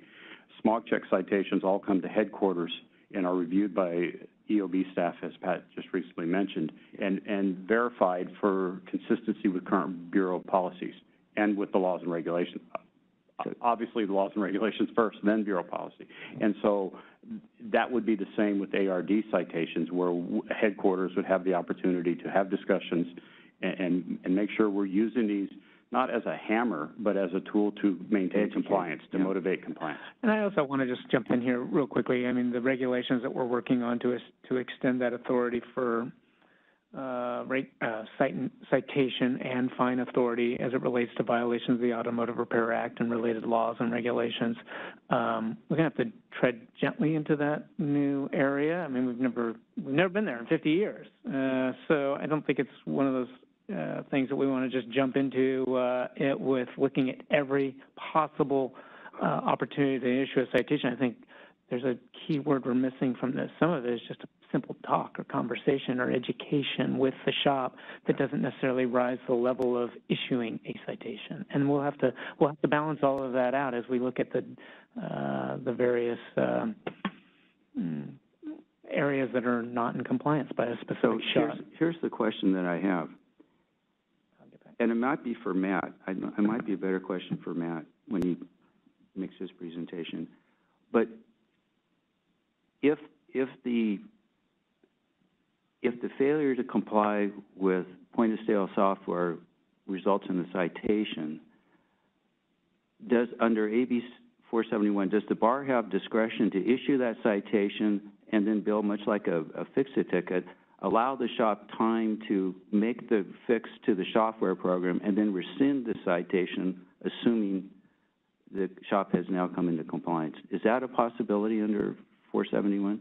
I just don't know the legislation that well. Yeah, it allows for, if we went down that road and issued a citation for things that are deemed minor violations, such as a fix-it ticket for a paperwork-related violation.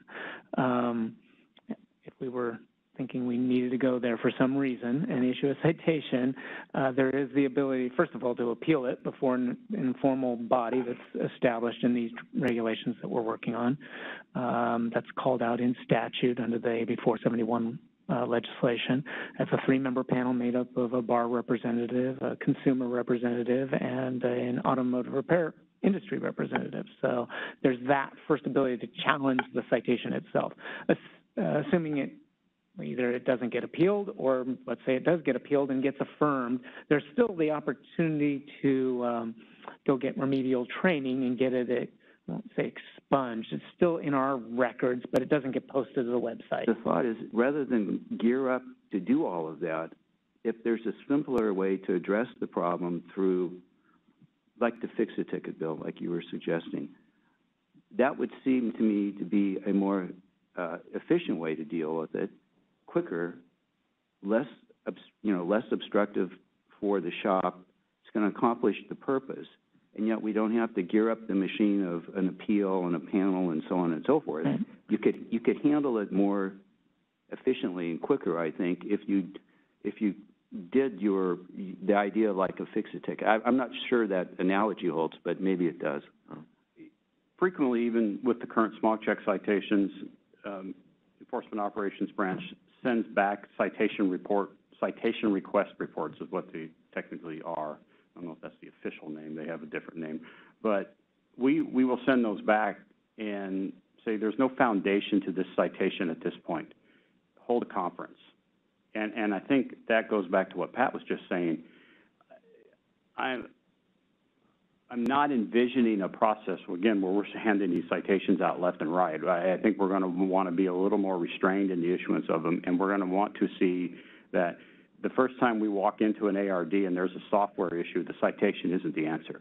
A conversation and a conference, a low-level conference, because, again, it does, even with the appeal process, we're expending a lot of resources that has to be managed, that has to be noticed, and so on and so forth, for something that could likely be resolved from just a conversation in a station inspection report, documenting that conversation. And that's the point. Yeah, that's the point. Exactly Pat's point, education, I did leave that out, and that's what citations are, is between education and formal discipline, but we still have to do the education first. The Bureau is not envisioning, oh, we get to issue citations now, let's skip education and go right to now. That's because that wouldn't be good for us either. It's just an unmanageable workload. Yep. Thank you, Lou, for the question. I'll go. Did I get everybody on this side? That, in fairness, let's try and give everybody one first response to the presentation, and then we'll go back for second responses and comments. Yeah, Jack Moladonna, thank you for the presentation.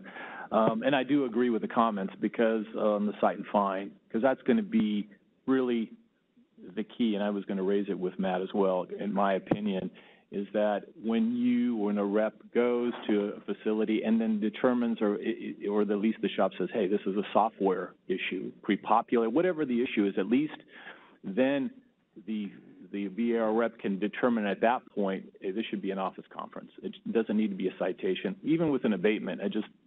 And maybe even if the field office feels that it should be a citation, when it gets kicked up to your level or the level up in Sacramento, they can say, hey, you know what? Let's kick it back. It should be an office conference. I mean, that I think needs to sort of develop, because I think that's really going to be, there's a lot of discretion there. It's like you're getting pulled over by a cop. Maybe you're going, 75 miles an hour, and there could have been an excuse. Hey, I'm taking my wife to the hospital. I'll give you a pass. I won't give you a ticket there. At least there's some, Right. So there's got to be some flexibility there so I agree with that comment. The two other things I just want to touch on.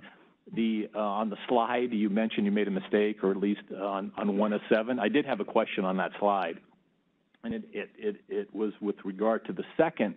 If they can put up the slide so we can see it, it's issues and solutions 1 of 7. I think Zach stepped out for a second, so he might be using the restroom. We got it. Someone got it. Okay. Yeah, it's the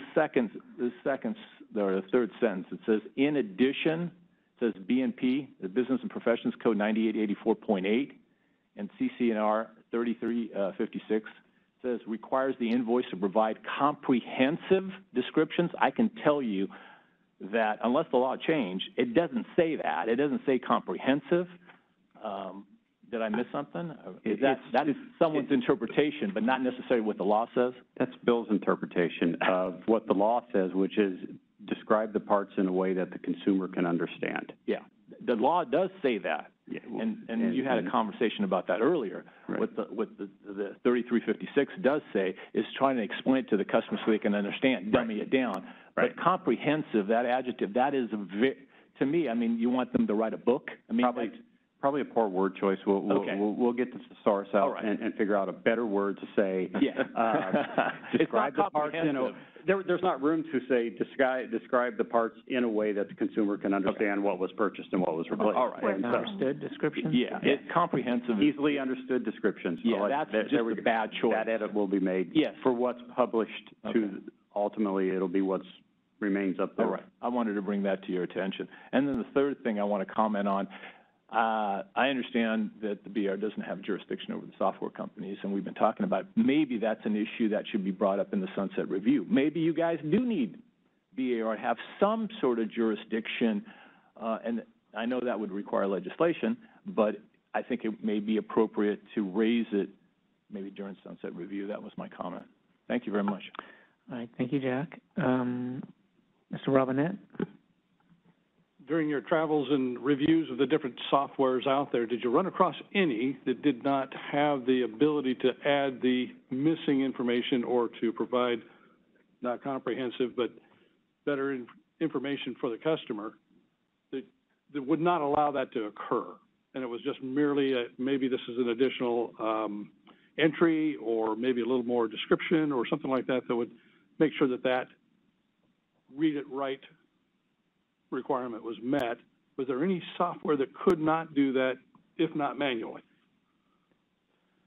In the ones I've been exposed to, I haven't run across that, and because my usual tip is like, look, whatever the software limitations you have, you still have the capability of workarounds, of go get another line item, further describe the labor descriptions, the things that are in your control, then fix it. But as far as the not able to make any comments whatsoever, I haven't found those yet, but I haven't been exposed to all of them, so. And I suspected that was the case, and so as we've had the conversation about compliance, non-compliance, education, whatever the case may be, it seems like education is the key, and maybe you have a software that is more or less convenient, but the bottom line, as long as we're getting the information out there and we're trained to do so properly, then the public is safe, or at least aware. What seems to baffle me is that we've been using these laws virtually unchanged for the last 50 years, and it's if the software providers aren't willing to make it a change to satisfy a huge market like California, where there's 35,000 automotive repair dealers, that seems a little foolish to me. I mean, it seems like that's the gold standard that's been set in California. As I said, it hasn't changed much. Those basic presumptions and rights about how to document and communicate with your customers. That seems to be where you'd start, not where you'd end and try to backdoor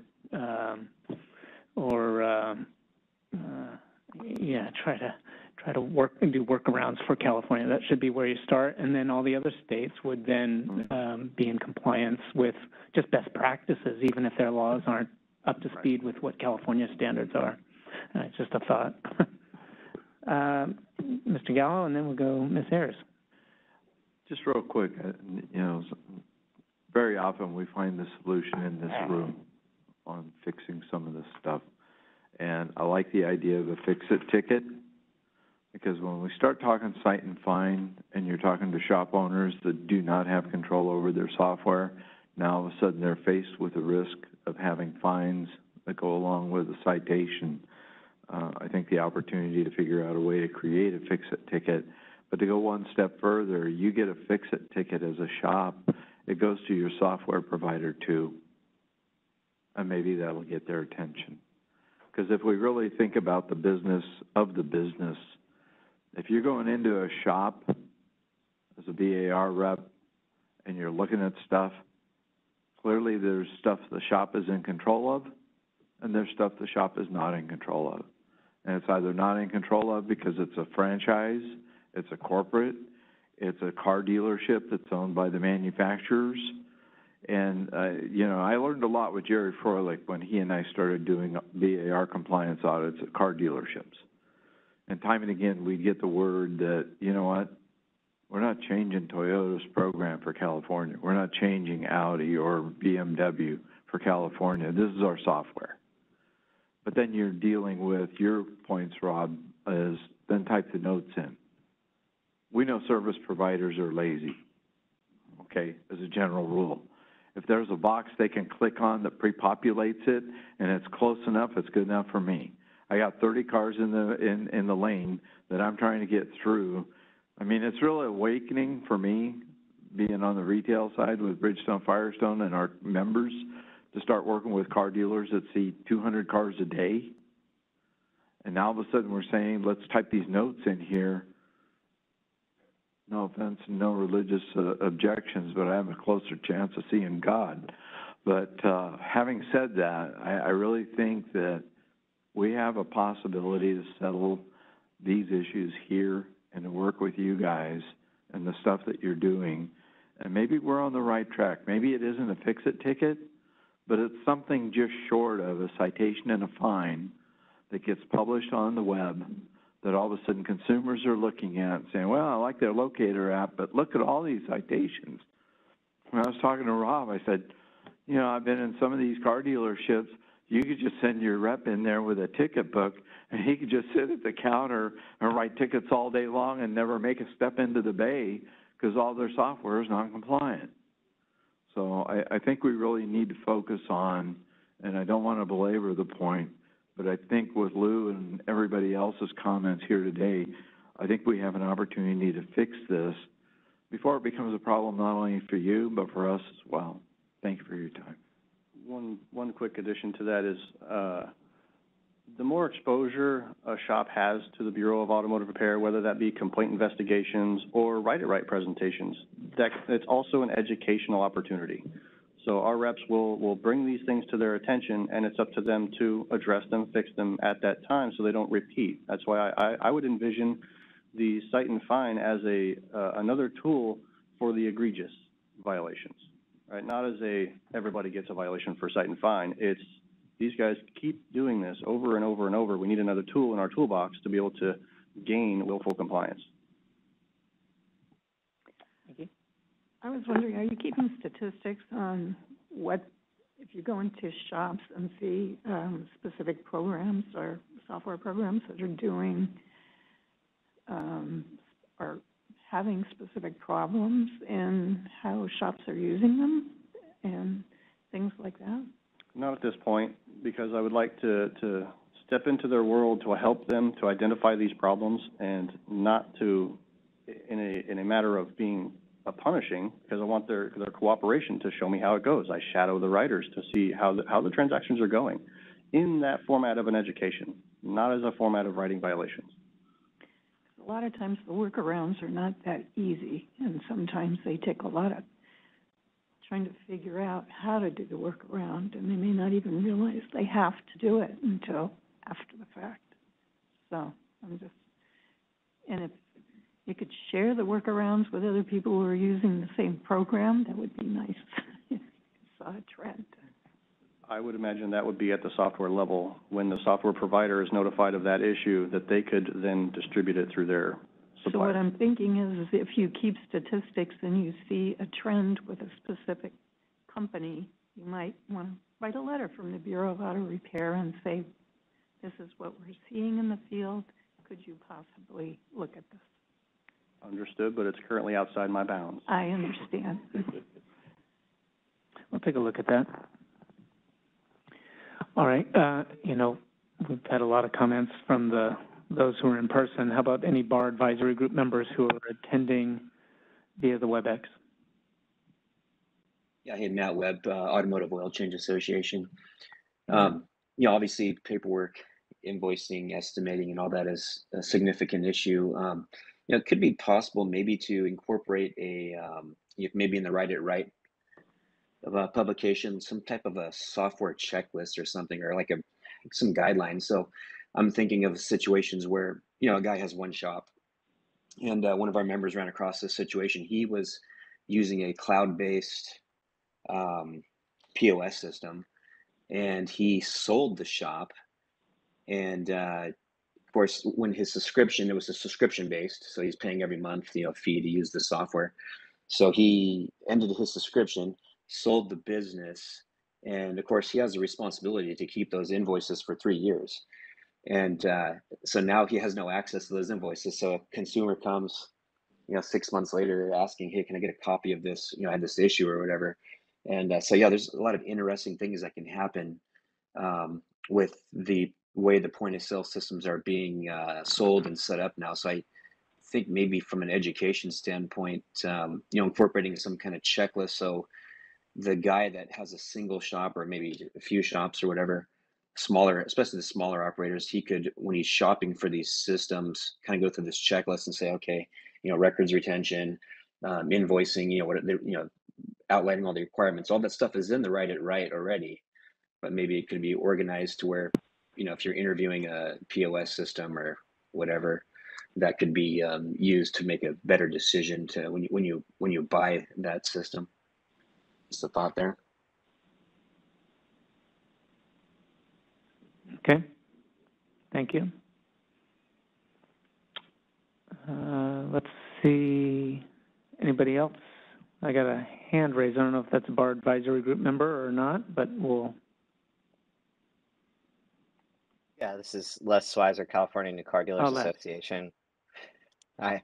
I just wanted to echo some of the comments made on the panel. You know, a lot of dealerships specifically do run through high volumes of vehicles, and you know, they're doing their best to stay compliant. So I appreciate the reasonableness that the BAR is taking with this approach and having a conversation rather than a citation, because it's not always feasible for the service writer to make extra notes like this in a time crunch situation. So definitely in education. I also appreciate Matt's comments about a checklist. I think that's could be a very valuable tool. Thank you, Les. I appreciate the comments and echoing the support for Matt's idea that we'll take a look at. Other comments? Yeah, Nikki, back to Nikki. I recently sat in on a California Privacy Act hearing, and they're requiring several things that I'm not sure are going to fit in with what the Bureau of Automotive Repair requires on a repair order. And they were stating that they had reached out to all departments across the state. And I was wondering how the bar is interacting with that whole situation, because it will affect repair orders. Not aware of it at this time. If you have a contact over there that put together the workshop that you're talking about, we'd be happy to. Joanna, I will give it to you. Yeah, it'd be great for us to be in touch with them about anything that might impact our business. Okay. Yeah, Mr. Kusa. Thank you again, Chief DeRay. So I liked Matt's comment about the, you know, the FAQ about softwares maybe, or, you know, what to look for. So ASCCA has an Education Training Information Committee, which I'm sure I could convince to be key to that, since we can, you know, tap into our members. You know, we're probably 100 different softwares that ASCC members are using, so we could, get some input from that if that would help BAR create maybe, here's what you should look for when you're shopping for software kind of thing. So let me know. Thank you for the offer. Other comments from the advisory group members, either in person or via the WebEx? Yes, Mr. Parra. California Automotive Teachers. Just a real quick comment. I'm not even sure that a fix-it ticket is a good phrase to use, right, for this type of incident, because even a fix-it ticket requires a citation, right? You get a citation, you have it repaired or corrected, you take it to a law enforcement officer, he signs off on it, and you still got to take it to court. So the incidents I think that we're trying to describe is much less than that. It's simply a conversation with the shop owner or interested parties to educate them, and not literally a fix-it ticket. Would you like to make that point? I think that's an excellent point. I mean, the fact that everybody's having nervousness about this gives me nervousness about how we tread into the citation world. It's a fix-it conversation. It becomes a ticket if we've had multiple conversations and it's still we're not gaining compliance for things like we're talking about with I want to call them paperwork violations. I don't know what to summarize them or categorize them as, but to me, a conversation is where we start on this on day one.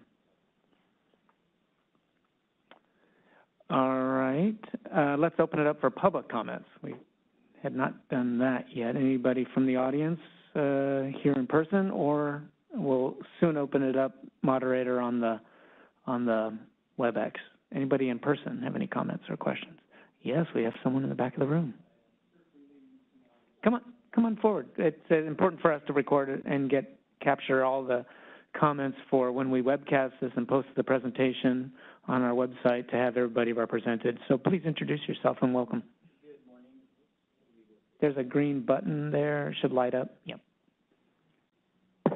Hey, good morning. Dirk Dooley, Mendocino Automotive and Towing. Easy one. Could you speak to verbal authorization?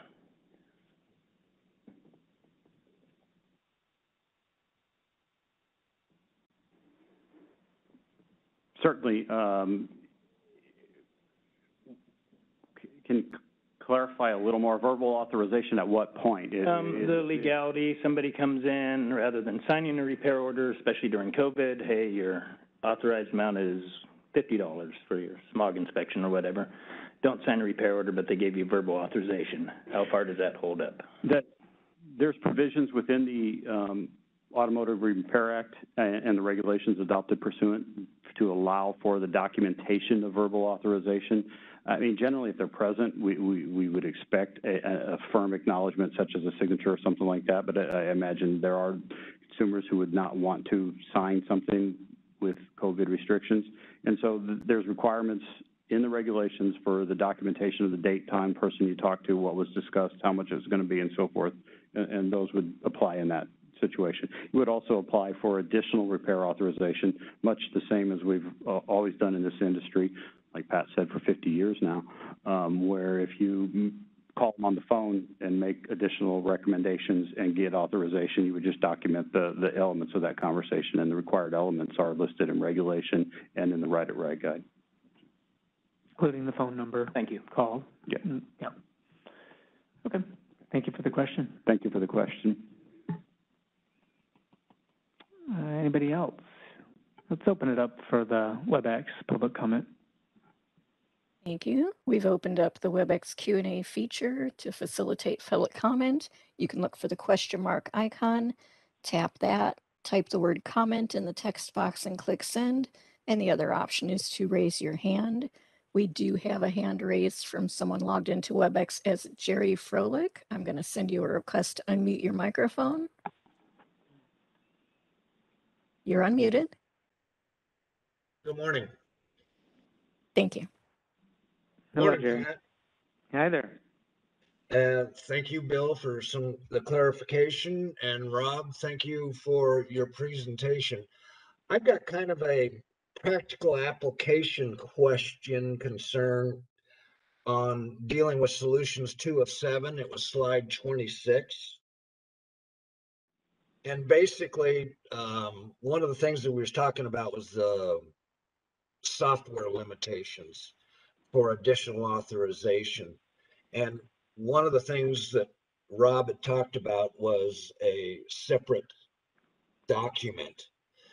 And yes, there can be use that. And what I wanted to make aware of, some of the systems that are all completely electronic, when you use that separate document with the RO number on it, you can't get it into the system. The system doesn't allow it to be scanned. So they run into problems with being able to keep that retention of that document for 3 years. One of the things that I've also found, and Rob's already touched on that, is the fact that usually if you're short on the number of lines, you can open another line item or even make a notes comment that you got the additional authorization. So I just wanted to add that. Now, with the electronic, this is where my question comes in and how it's viewed. With the electronic repair orders, and I'm dealing with the fact that the work order, basically it contains the estimate and memorializes the customer's authorizations. On the systems, the electronic system, you have that page, it's in the system. Now, for additional authorization under 9884.9, it says, and this is where my practical application and the view of the Bureau is what I'm concerned about, is that you have to document that additional authorization first on the work order. Then you have the option of also having the acknowledgement notice signed or documented on the invoice. My concern that I run into is with the electronic system, they have a picture or capture the original estimate, the customer's signature. Some systems, they have to go back in and then they do what they call a work order reprint. And in that reprint, they document the additional authorization. Now, the original estimate is there. All the additional line items that they sold is there. And the documentation of the oral authorization, be it phone, text, what have you. Then I have another system where basically it's the same way. The electronic initial estimate is there with the customer's signature, but the next page, and what I'm getting at is in the old days, you had the hard copy, which was the work order. That documented all that. And you could handwrite on that and cover all that. Well, with electronic, it's like a living, breathing document. The next page after that work order with the customer's signature memorialized is now can be called invoice service advisor. And basically, it's all the internal documentation, which would be the additional authorization, the additional line items, how much time the technician spent on the work on the actual job, and any other notes. The concern that we've run into or have run into on occasions is because it doesn't have the nomenclature of work order, that this may not be documented, the work order documentation for the additional authorization. There's my concern. Hope I didn't lose anybody.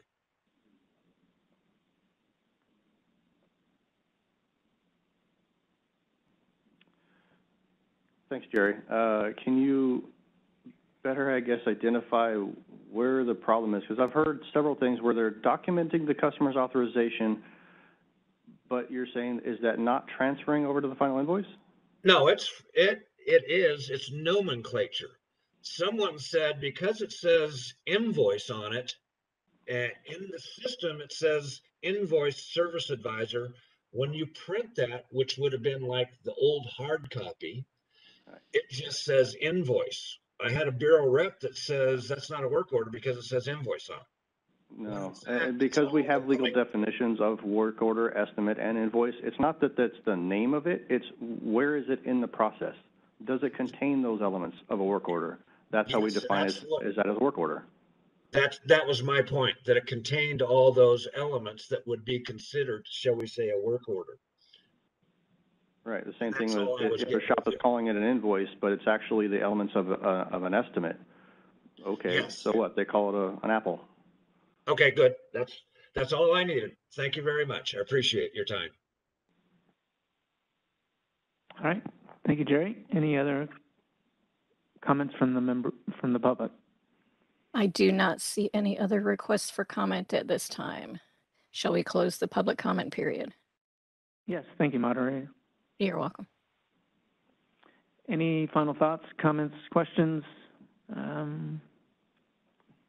Okay. Obviously, this will get more interesting as the regulation package moves forward. I'm sure it'll rise up again, and we ought to think about circling back with another follow-up presentation as those regulations become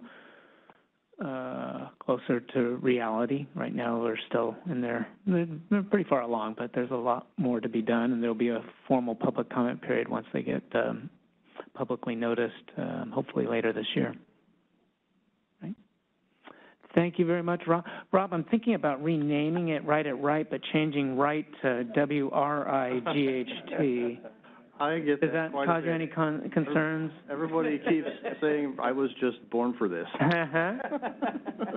Matt and I were having that same conversation in the back, so that we would just change it to the right, WRITE, it, WRIGHT. Yeah. So. All right. Thank you very much. All right. Matt Gibson with our front office, our executive office, is going to give us an update that'll tie back to the presentation on the regulations that Holly gave, and he'll give a little more depth to where we are with the implementation of all things relating to AB 471, which will include the regulations, but obviously there's a lot more behind the scenes that extend beyond the development of the regulations for that legislation. And there's 3 regulation packages, as we heard in Holly's presentations earlier today. Welcome, Matt. Thank you, Pat. Yeah, I'm Matthew Gibson. I'm a program manager in BAR's executive office, and I'm here today to give an update on our implementation of the programs and provisions that were contained within Assembly Bill 471. So I get next slide. So Assembly Bill 471 was signed into law by the governor on September 28th of 2021, no sooner than July 1st of 2023. It creates a 3-member panel for informal review of ARD citations. It creates a remedial training process and certification program for remedial training providers. It creates a vehicle safety systems inspection and certification program by January 1st of 2024. And requires recognition of educational certifications on the ARD application. I gave a very similar presentation to this one to field office managers and supervisors last month. In that presentation, the next 4 slides cover each of the individual programs or provisions, and we stopped and asked questions, and I dealt with them at that time, but I don't think this format's going to be conducive to that because every time we ask questions, you have to ask it 4 times. So we'll just move through the presentation, and then I will take your questions after the 4 slides. So Zach, can I get the next slide? All right. So ARD citation program. So the ARD citation program isn't specific to the AB 471 legislation. What that legislation did was create an informal appeal process that didn't previously exist in the Business Professions Code if BAR chose to implement citations for Automotive Repair Act violations. The goal or the purpose of the new citation program, and Bill kind of covered this, is to fill our gap between our educational efforts and our enforcement actions. And we can get into educational efforts and their correlation to what you guys were referring to as fix-it tickets, maybe in the questions. I can explain how they are kind of the same thing. Let's see. We want to address concerning violations that occur frequently, but that by themselves do not rise to the level warranting disciplinary action. And we want to be able to provide consumers with information about violations that we identify so that they can make more informed decisions. This new program, obviously, will establish a citation program for violations of the Automotive Repair Act by ARDs. It creates an informal appeal process for ARD citations, and it includes that 3-member panel to review informal appeals. The panel will consist of a representative from BAR, from industry, and the public. BAR held 3 public workshops on this program, including the latest in January of 2020. We actually started working on the citation program back in January of the latest one was in 2022. We started this in January of 2020, and so that's the reason why there was 2 workshops before AB 471 ever actually got chaptered. And this regulation package was filed with OAL on September 23rd of 2022. Can I get the next workshop? Next slide, Zach. So remedial training and provider certification. So as required by Assembly Bill 471, this new training program will create a remedial training program to prevent disclosure of an ARD citation for a violation BAR deems to be minor in nature, but only once every 18 months. So this program incentivizes ARDs taking in-depth training on foundational Automotive Repair Act laws and regulations. It's clearly modeled after traffic school. I would say that although you can take training and prevent public disclosure of a citation, it will not remove it, and I think Pat kind of mentioned this before, it doesn't remove it from BAR records. Any citation that we receive can be used in the future to determine a citation fine amount, and also can be used as a factor of aggravation in any future disciplinary action. We establish required content for the remedial training course. It's an 8-hour class, and it contains, there's several items, and I will just read off them real quick. It's like estimate requirements, customer authorization, invoice requirements, accepted trade standards, sublet repairs, return of parts, advertising requirements, guarantees and warranties, and maintenance of records. That content is actually identical to something that belongs currently in our disciplinary guidelines, and is actually can be ordered by administrative law judge as part of a probationary term. And so although this remedial training program can't happen any sooner than July 1st of 2023, the reality is that people that were interested in putting this course together probably should do it as soon as they can, because we need them now for our disciplinary actions, the people that are on probation. But back to this program. This training program will also develop a certification process for remedial training providers. BAR held a public workshop on this program in March of 2022. And although this regulation package started as a separate regulation package from the ARD citation program, they were ultimately combined due to a cross-reference issue, and this also was filed with OAL on September 23rd of 2022. Okay, next slide, Zach. All right, so the Vehicle Safety Systems Inspection Program. So in building this program, and this program is required by legislation, we had some goals or some things that we're trying to achieve, and one is to address some of our legitimate concerns about the quality of inspections that are being performed in our current lamp and brake inspection program. We wanted to create a more comprehensive inspection that could be reliably and accurately performed by our new stations and technicians, and it would ultimately lead to safer vehicles being reintroduced to the roads. We also wanted to structure it to allow a phased-in approach, and we wanted to use existing systems and infrastructures as much as possible. And we wanted to keep the financial impact to the stations and consumers to a minimum as much as possible.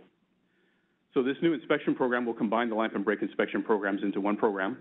It'll allow BAR to add other vehicle systems for inspection, and it'll move BAR from a paper to an electronic certificate of compliance for these inspections. BAR held public workshops on this program in April and July of 2022, and we're currently working with DCA Legal to finalize the regulation text and the Vehicle Safety Systems Inspection Manual. Okay, the next slide, Zach. So ARD applications and educational certifications. So this regulation package will detail additional information required on the ARD application as required by Assembly Bill 471, such as an email address for the repair shop. It will create a process for for BAR to accept and connect educational and professional certifications to BAR-issued ARD registrations. And this provision of AB 471 is intended to incentivize ARDs either hiring people that have such certifications or investing in training their staff to get these types of certifications.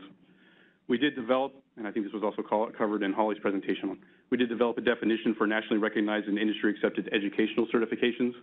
And we also developed a process for training providers who do not actually fall within that definition for their training certifications or educational certifications to be considered BAR-approved educational certifications. So currently we're working to determine how best to link all that newly required information to BAR's Auto Shop Locator. Those certifications that are provided to BAR, they are going to be posted or associated with the repair shop information on the Auto Shop Locator, and we're still trying to figure out the best way to achieve that. And let's see, the regulation text and forwarding documents are completed, and they've been submitted to the DCA for approval. I will say that this provision, along with even the citation program, I think are really intended to help deter future legislation that would require BAR to rate or grade ARDs, such as Assembly Bill 2494. And you can get the next slide, Zach. That's the end of my presentation, or my update. Thank you, Matthew. Any questions or comments from the advisory group? I'll start with Mr. Robinette. Oh, excuse me, Mr. Kusa. I looked beyond you. I saw the hand. My apologies. He's damn good looking, so I'm not you know, picking on him. Sorry, Mr. Dave. That's awesome. Thanks, Matt. Thanks, Matt. So the three-member panel, do we have a process for how those three representatives will be selected? Yeah, we're still trying to figure that one out. I mean, there was talk. I mean, obviously, we believe we'll be able to find industry people relatively easy to chair the panel. I think I know where all the BAR people are at, so that shouldn't be hard. Either the more complicated one would be the consumer representative. Yeah, that's what I was thinking. Yeah. And I'm also thinking that in thinking about how we want to run this panel, I mean, we're visioning them happening virtually as opposed to in person. And I'm also recognizing that these people have to be volunteers. We're not going to pay them for their time on the panel. So I'm probably going to need more than a few of each. And so we're probably multiple panels? Multiple panels or multiple panel members that we might move people in and out of. Okay. So they're not having to volunteer theoretically more than once a month or more frequently, depending on how many people we can get. But yeah, there'll be some outreach involved in trying to find people to help assist us in this. Yeah. So AAA might be a good place to look for industry, consumer rep, by the by. That's a great suggestion. Yeah. Thank you. Well, thank you. And there are provisions. We need a fairly deep bench because there are processes by which someone can recuse themselves from being a panel participant. Maybe it's a auto repair industry representative that you know well, or is part of an association that might put you in an awkward spot. So there are those provisions. Not only just on that side as far as the panel members, but the people that are going to go before the panel have to be notified of who the panel members are, and they can object to the panel members. And so there's that part too. So yeah, no, fairly deep bench on each of those three categories. Yes, that's what we'll have to achieve. Mr. Moladano. Hi, Jack Moladano. Thanks, Matt, for the presentation. Just a couple questions. I'll follow up with what David asked about the panel. Has there been any thought given to the panel hearing certain types of automotive repair issues, like you're going to have an auto body panel hearing auto body issues versus so they get more specialized, more consistent decisions as well? Because with different panels, you may have inconsistent decisions, right? Because you got different people handling it. Has there been discussion about how to handle that? Not any more discussion than what's happened in my head. I mean, just saying, I have to recognize we have to see who we get. And so from there, we'll be able to do that. I completely understand, and it is totally reasonable to consider that people who are more familiar with the subject matter or the repair area would probably be more inclined to understand what is being discussed in the citation and be able to render a decision more fairly. Yeah, if you have a smog check guy on the panel and you're hearing an auto body issue, he may not know, and it may not be helpful to being on that particular panel. So. It's just some thought, Matt. I don't want to overly complicate things, but maybe when we're recruiting, we can ask for areas of expertise or something along those lines. And you could have that makes sense. A box or boxes that you check. Yeah. That's good. Yeah. Let me just follow up. And I know I don't want it to beat it to death, but it is an important issue, and we talked a lot about it during the last panel discussion with Bill and Rob about, the citation process and how, determining whether it should be a citation versus a proactive conference and that sort of thing. Have there been discussions internally? And Pat's mentioned that you guys are kind of, kind of working on this, trying to figure it out. Have there been discussions from your camp about how to handle those or how to deal with that situation, or at least guidelines to the reps and on when to issue the citation or when to, maybe this should be an office conference? So most of those conversations we've had about just the subject actually occurred in front of you guys. And we will need to come up with some policies and procedures internally, to figure out how to best manage it. I think the first thing I will say is that in adopting the new citation program, we will not break bar to do it. If you can imagine that we decided that every Automotive Repair Act violation that was identified in the process of a consumer complaint resulted in a citation, we couldn't you would break bar. It's just not going to happen. So I know that we will work with, and I've had conversations with Bill about it, and we think we've talked about the idea of putting this out to the field offices and seeing what they do as far as in generation, and then from there trying to figure out how to best put it into a manageable number that would be received, so that we are dealing with violations of concern, and those are the ones that we are issuing the citations out. Now, the conversation about fix-a-ticket, keep in mind that if we really want to talk about fix-a-ticket, what we'd be talking about is like a notice of violation, right, which obviously was a written notification of a conversation about a violation that was identified, which we don't do anymore. However, we do have its replacement, which is the station inspection report, which is also a written record of a violation identified in which a conversation happened between a field rep and the repair shop. So in a sense, I can't imagine that, I don't want to bite my tongue on this one, but I can't imagine that we would issue a citation because the shop said R&R right off the bat for the first event, unless there was a real reason to do it. But having said that, I know that there would be a station inspection report generated where if somebody that did that or recorded R&R in their invoice, the code section would be listed out for 984.8, and the conversation or the recommendation from the field rep to the shop owner would be recorded. That's your fix-a-ticket. It already exists. Well, when I agree right here, my colleague to my right of me, that the fix-a-ticket term I didn't really, care for. But yeah, because to me, it's like you're going to issue a citation with an abatement, so there's no fine there, versus an office conference or station report, what you currently do. Because I know if you go into a facility, let's face it, we're all human. You're gonna find mistakes. Mm-hmm. I mean, if you're going there on a complaint, you're going to find, violations. And so the question becomes, how many, the number, the attitude of the BAR shop, what it's going to, the discretion of writing, or recommending the citation versus, the office conference. And there's going to be a lot of discretion there. And that's really the concerns of the industry. It's like, how this is going to work. And I know we'll probably end up having, as this thing gets implemented, more discussions here in this bag, during these meetings, just to kind of, because from one hand, we understand this is an additional tool, and rather get, some shops would obviously rather get a citation versus a disciplinary action through the Attorney General, right? I mean, that makes sense. But and on the other hand, you don't want these to be abused. And so that's just a delicate balance. And part of this, I know you guys are going to be learning through the process, too, to figure out how to, end up in terms of the discretion. But I just think that's really the root of all this. I mean, the concerns out there is when are these going to be issued, and versus continuing to do what we do now, which are station reports or office conferences. So that's fair. I would just say that there is no attitude test. So we'll start there. The second thing is that I think Jack's attitude's pretty good, actually. But I also say that an office conference is really good at identifying a pattern of conduct by a repair shop, bringing it to their attention and making recommendations so that they can avoid future disciplinary action for that continued conduct. And a citation will be really good at documenting a violation or dealing with a single event. So they're not really the same. So I don't see a situation where I would have done an office conference, but I did a citation instead, or I did a citation when I should have done an office conference. The two they're different. They go on different tracks. Okay.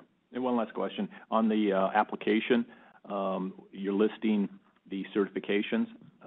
Like ICAR will be a possibility listing if a shop is ICAR. I forgot to include ICAR.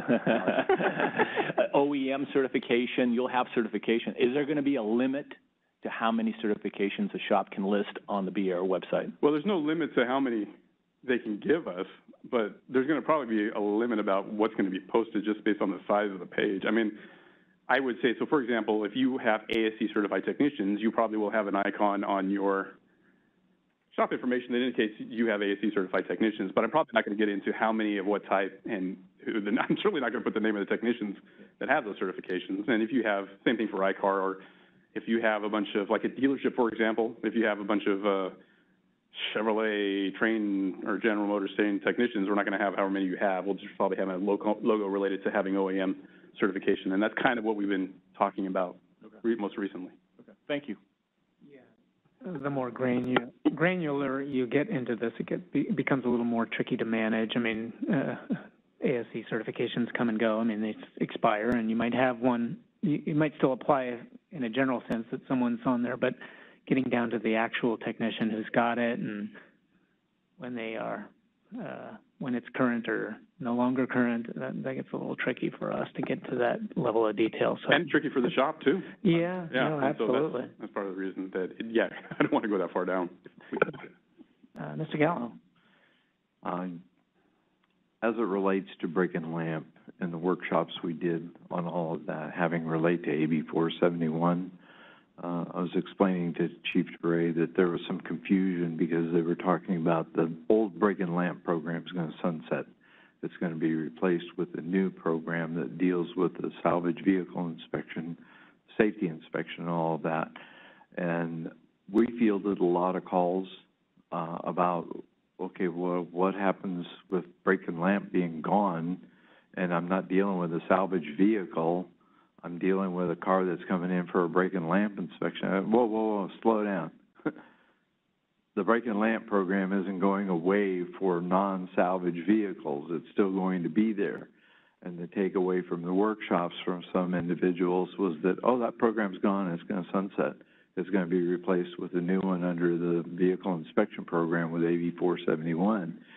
And so whatever information goes out from BAR, I think that needs to be clarified because there is confusion in the field because they thought that the program was going to sunset and be replaced with the new vehicle safety inspection program that included brake and lamp. It was all going to be folded into one, but in essence, it really is two separate programs still. So it is the vehicle safety systems inspection program is ultimately going to replace brake and lamp. Brake and lamp will sunset. It will not be around anymore. How that occurs at this point isn't exactly clear.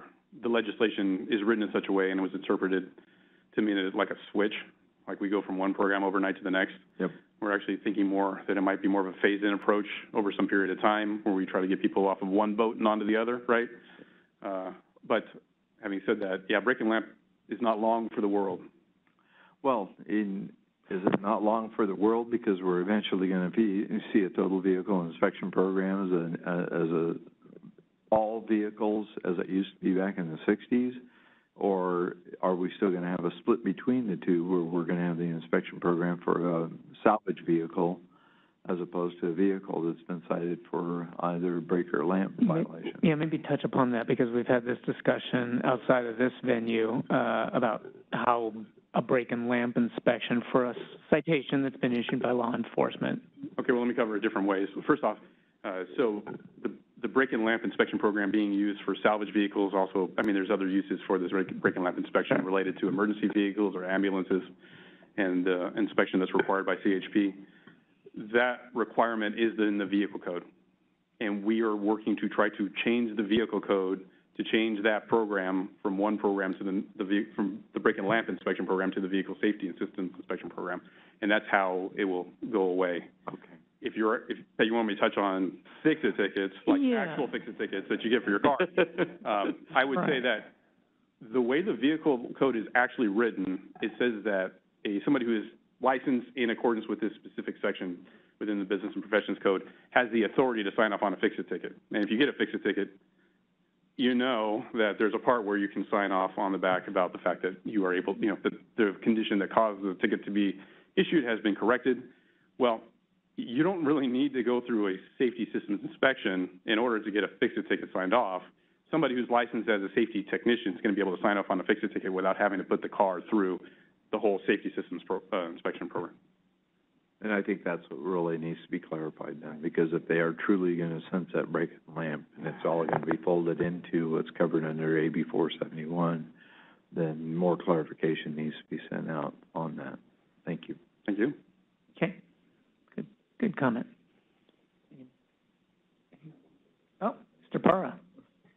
Ruben Parra with California Automotive Teachers. As far as the, you said, just to clarify, the list of training providers will be provided in the auto shop locator. Is that what you said, or?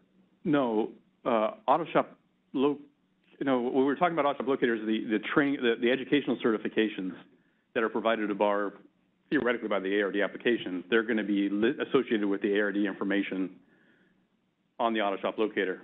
Training providers, certified training providers for remedial training, which is that what you're asking about? Right. Yeah. Okay. So we've had some conversations about how to deal with that. Obviously, if you're in a situation related to a citation where you're going to need to access a remedial training provider to prevent public disclosure of that citation, probably best we're thinking about actually having that information in the conversations about having something on our website about here's the list of people that are available to you to take that training with. Just directly on the website.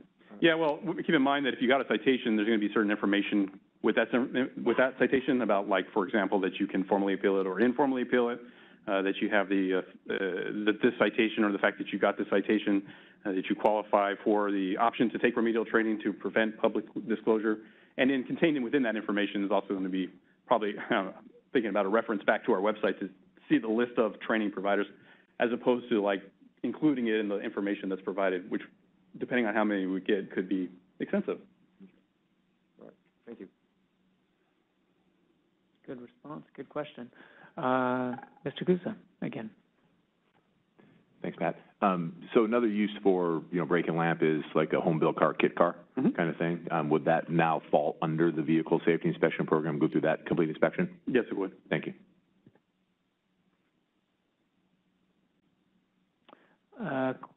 WebEx participants, BAG members on the WebEx?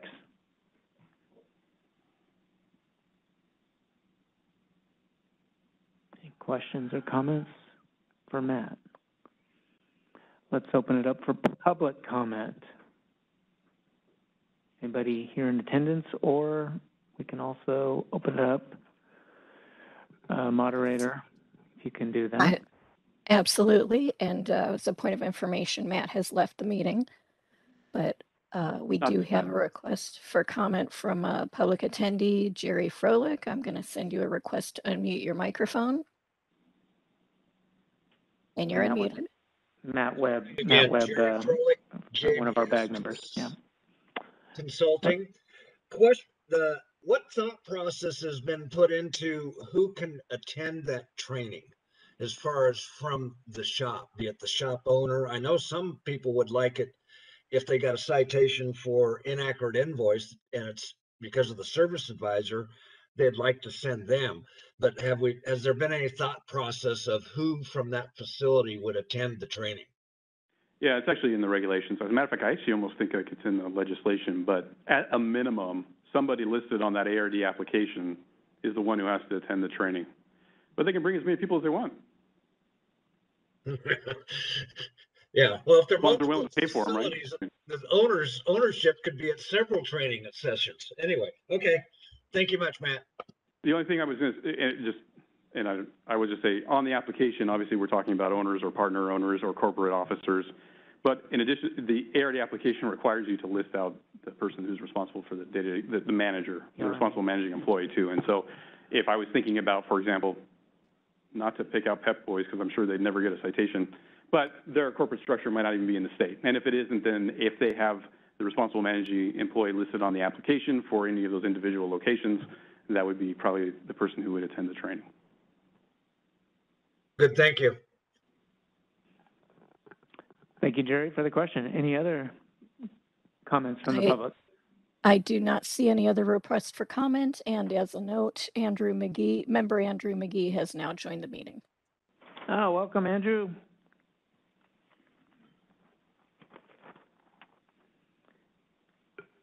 Andrew McGee is also with the California Automotive Teachers. So shall I close the question and answer? Yes, please. Thank you. Moderator? believe you are done. Thank you very much, Matt. Thank you. Our next presentation, Complaint Investigation Case Study, Cameron Losberg and Daniel Sassaman. Daniel is with us in person, and this is going to be a true hybrid event. Cameron is virtually with us on the WebEx, so I'm not sure if, Daniel, were you going to start? And yes, I'll go ahead. You're going to start, and then Cameron will pick up at some point. The baton will be passed to him.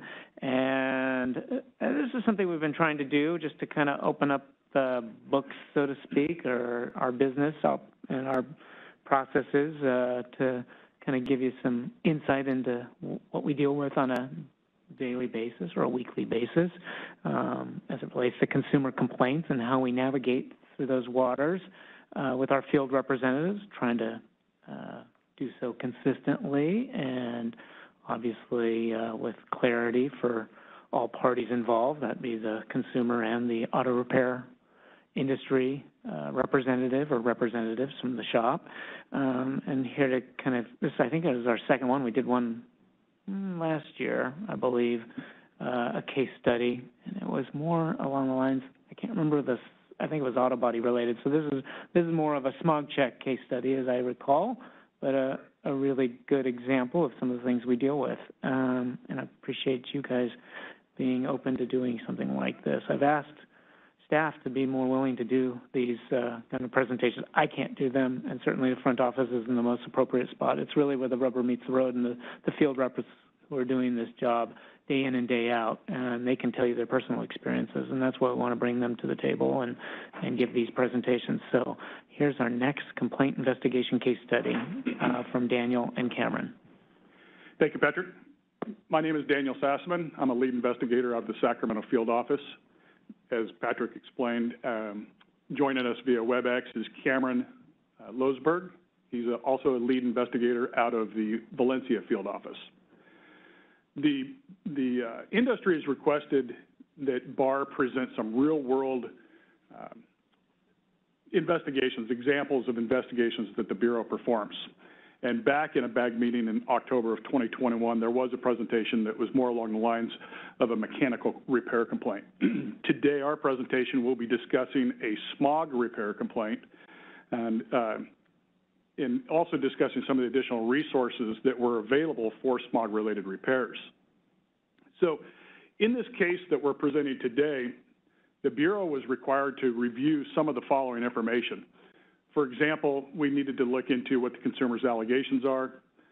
What did the consumer request for repairs? Did they request a smog test and certification? Did they request repairs in order to perform, or excuse me, in order to obtain a smog certification?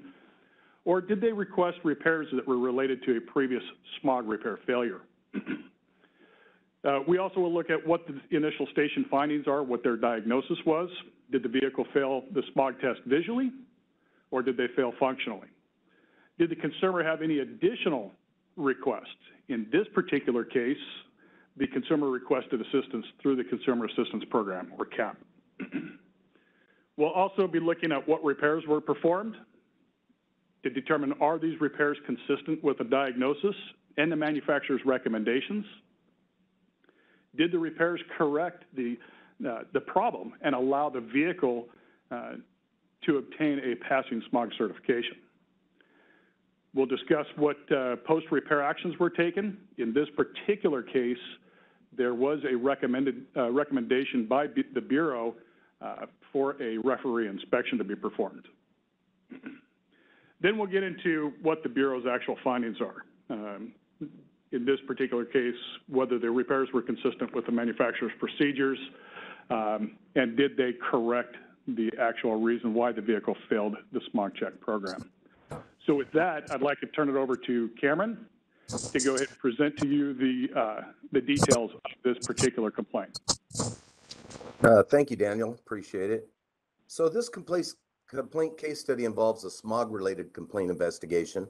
And the first thing we looked at would be the consumer's allegations.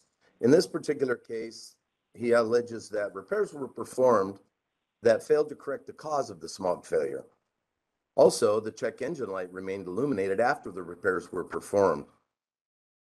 The vehicle was also not certified by the smog check station since the monitors failed to run to completion after the repairs, and this consumer was seeking a refund for the ineffective repairs performed on his 2003 Chevy Malibu 3.1 liter with 96,000 miles.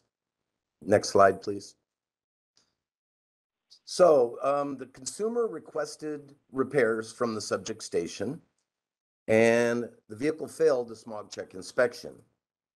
It failed visually because the check engine light was illuminated, and also functionally because the vehicle had a diagnostic trouble code, or DTC, P0303, which is a misfire in the number 3 cylinder.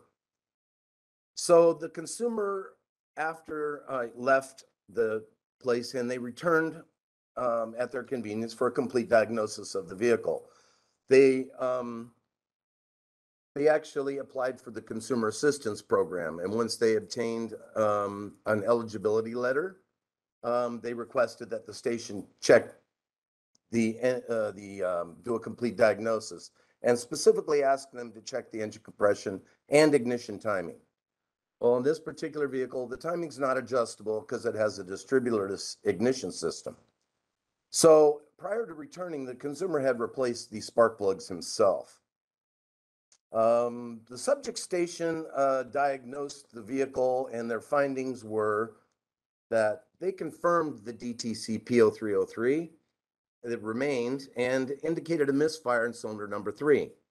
So the test that the shop performed during their diagnosis was a power balance test using a scan tool. And based on that power balance test, the station recommended replacement of the number 3 injector and the number 3 spark plug. No further tests were performed on cylinder number 3 injector or its wiring circuit. So an engine compression test was performed. Now, 4 of the 6 cylinder compression readings were below the manufacturer's minimum specifications of 100 psi. The station then performed a cylinder leak down test only on cylinder number 3, which according to documents, the test passed.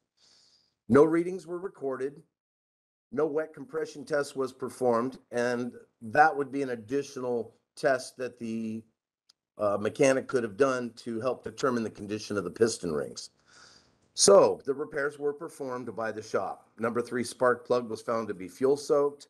Consumer was informed and authorized replacement of the number 3 injector and the spark plug. When the repairs were finished, the OBD2 monitors were incomplete, preventing the vehicle from passing the smog inspection, as shown here on this illustration. The catalyst was not ready, evap system was not ready, the oxygen sensor also not ready, and the EGR system was not ready. So the shop continued with repairs they performed. They called the customer, requested additional authorization and money to perform a drive cycle test in order to clear the monitors. Now, the estimate for DTC repair should include repair verification costs, which is the drive cycle. The consumer declined and opted to retrieve the vehicle at this point. So, next one, thank you. The post-repair actions, the consumer retrieved his vehicle and he noticed that the check engine light was still illuminated. The consumer went to another repair facility and had a diagnostic scan performed. They also found the P0303 misfire code was still present. The consumer did not return to the initial station for inspection or certification. This is when the consumer filed a complaint with BAR. So the bar representative recommended that the consumer have the vehicle inspected by the referee as the investigation continued. Next slide. Thank you. Post-repair actions continued. The vehicle failed the referee inspection for the illuminated check engine light, which was caused by the misfire code P0303. At that point, a one-time repair cost waiver was issued by the referee allowing certification of the vehicle. So, next slide. The Bureau representative found that the station failed to follow a systematic approach to the diagnosis. because the same DTCs remained after repairs at that initial station. So the repairs performed were not consistent with manufacturer recommended procedures because no specific tests were performed on the injector or its control circuit. Now, the station is responsible for performing the most efficient repairs to achieve cost-effective emission reductions. And based on these, the Bureau's findings, this is what we found. And going forward, Mr. Sassaman, I'll turn it over to you for further discussion. Thank you, Cameron. So as Cameron presented in the complaint case study, the consumer alleged that the station performed repairs that were ineffective. After the repairs were performed, they still failed the smog inspection. They were unable to get a smog certification from that station. The vehicle was originally presented for a smog inspection and certification. During the smog inspection, it failed both visually and functionally, and the station failed to perform any diagnosis to the vehicle that was consistent with the manufacturer's recommendations.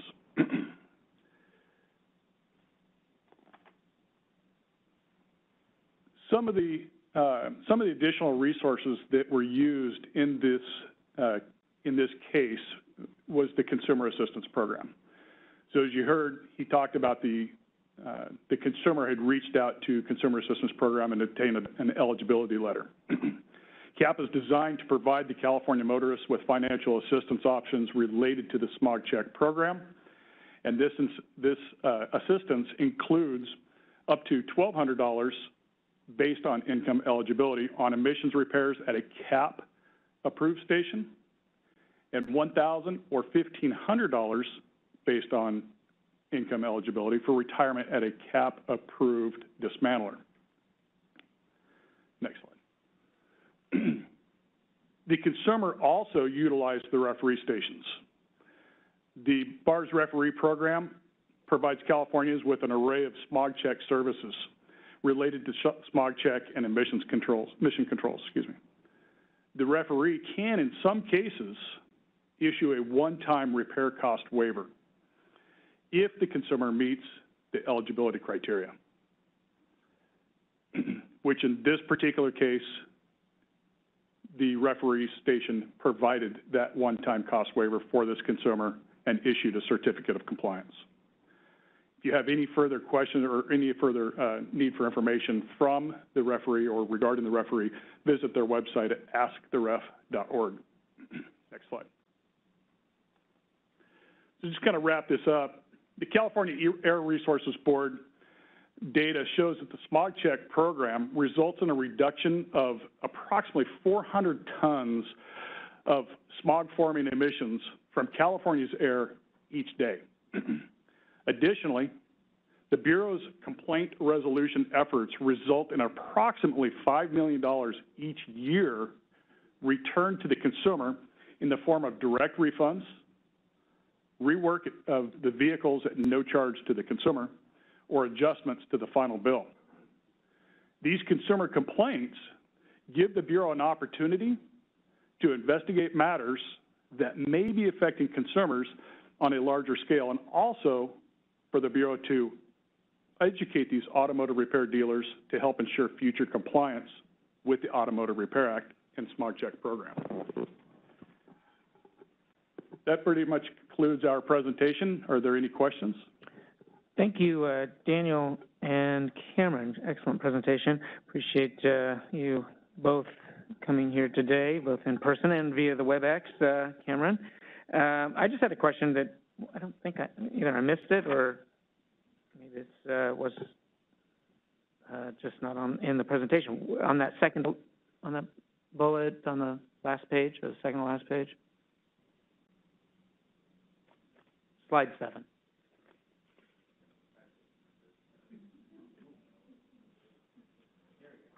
That one. That second bullet. Was there any refund, rework, no charge, any of those? Did that come out in this process or not? Yes, there was a refund both to the consumer and the Consumer Assistance Program. since the Consumer Assistance Program provided funds of approximately $500 towards the repairs of this vehicle. There was a refund provided. Okay, good. All right, that might have been an oversight on my part when reviewing the presentation. I think that's an important fact that we should, yeah, what happened? I'm on the edge of my seat. I know. Good stuff. Well, there'll be some questions on the board. Come back next week. Yeah. Questions, comments from the advisory group? Okay. Ruben Parr with California Automotive Teachers. Was there ever any opportunity for the first shop to look at that vehicle again, or to correct what they had done, or was that since he went to the referee and he got the waiver, then it was just a done deal? The first shop did not have an opportunity again? That's a great question. So, in essence, yes, they did have a second opportunity because the consumer pulled the vehicle out of the shop and then returned requesting a complete diagnosis based on the failed smog.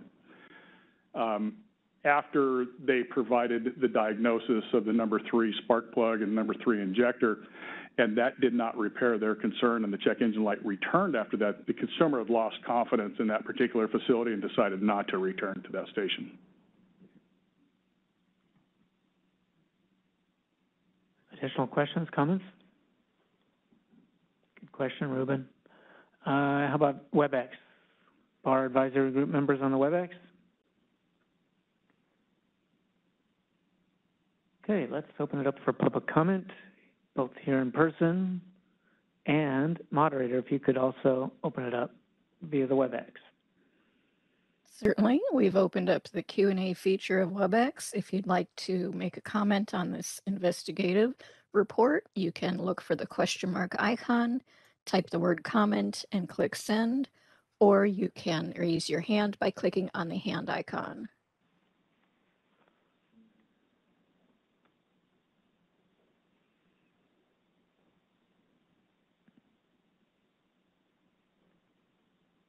All right. It doesn't appear we have any comments on this. Further No, comments on this? shall I close the public comment feature? Yes, thank you, moderator. You're welcome. Okay, that should do it. I will say, you know, I made a mistake. The last one before yours, the first one, was on a mechanical complaint investigation. I'd like to, our next one was going to be on auto body, because I said it was auto body and it wasn't. I made a mistake there. And then we've done a smog check one. Maybe we'll look at doing an auto body one next time. Perfect. Thank you both, Daniel and Cameron. Appreciate it. Thank you.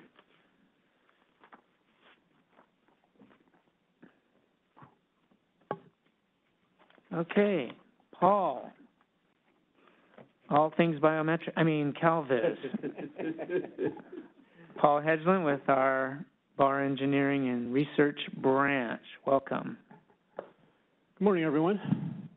So today we'll talk about a California vehicle inspection system, give you an update. So every other BAG meeting, we give you an update of what was accomplished over the previous 3 months and what we're going to do over the next 3 months. We'll start off there, and then we'll get into some more information, details about biometric and some other projects after that. So over the prior 3 months, we've rolled out a number of bar OBD inspection system software updates. 21.3.1. There were some enhancements in there to support future releases. There's a lot of code redesign and security fixes and things kind of going on behind the scenes that the stations don't see any difference in the software. So basically that's what's been going on there. The 22.1 software release, part of that was the notification of low smog check certificates. When you get down to the automatic reordering, there's an optional notification that the user can elect to turn on, and it'll warn them that it's going to purchase certificates. And then there were some changes in there to support the biometric enrollment activity that we have going on right now at the field offices. And the third software release, the 22.2, was changes to support Windows 11 computers. So as you know, the bar OBD inspection system uses an off-the-shelf computer. And as the operating system changes, we got to have our software keep up with that operating system. Some other accomplishments. there's work going on for the next generation DAD, the data acquisition device. That's the OBD scan tool that's used in the BAR OIS system. So our contractor, Encore Consulting, is working on integrating that into the BAR OIS system. And then the last bullet here, a lot of infrastructure activity going on with the VID, the Vehicle Information Database, we call it, or our central database. That's the servers that support all the smog check data collection from the analyzers in the stations. Modernization, patching, security mitigation, and then there's a lot of Oracle updating to stay on current versions of software and that sort of thing going on. So next slide, please. So looking ahead, we've got a few software updates in progress or coming. The 22.3 software update is rolled out to about 1,000 stations currently. That one updates the security measures and removes the dependency on browser version. So that's a little cryptic. It uses a Chromium code base, and it's just, again, part of that modernization effort. So it doesn't matter what internet browser the computer or the shop has on their computer, the software will continue to work. And the next more interesting release is the 22.4. We're looking at December for that release, and that will allow optional use of the biometric scanner when performing an inspection. And the last bullet here is the safety inspection. There's a lot of work going into that right now as far as preparing for software development. And that will be rolled out in waves of software for our testing, all with the January 2024 finish line in mind. So next slide, please. So next I'll go over some biometric dates and outreach. So August 15th, the smog check equipment security and fraud prevention regulations were approved. On August 22nd, we made an announcement of that approval and communicated the effective date of those regulations would be October 1st. And then on the 26th, we posted those regulations, as we always do, within the required time frame. We have both the proposed regulation and the final accepted or approved regulations on our website for everyone to look at. September 1st, we sent the 30-day notice as required by regulation that biometric enrollment would be starting October 1st. And then we followed that up on September 19th there with the additional information about biometrics. So there's a nice new page on our website. It's all about the biometrics, how to get an appointment to enroll with the field office, Q&As, where to buy the equipment, all that sort of things on our website. Okay, next slide, please.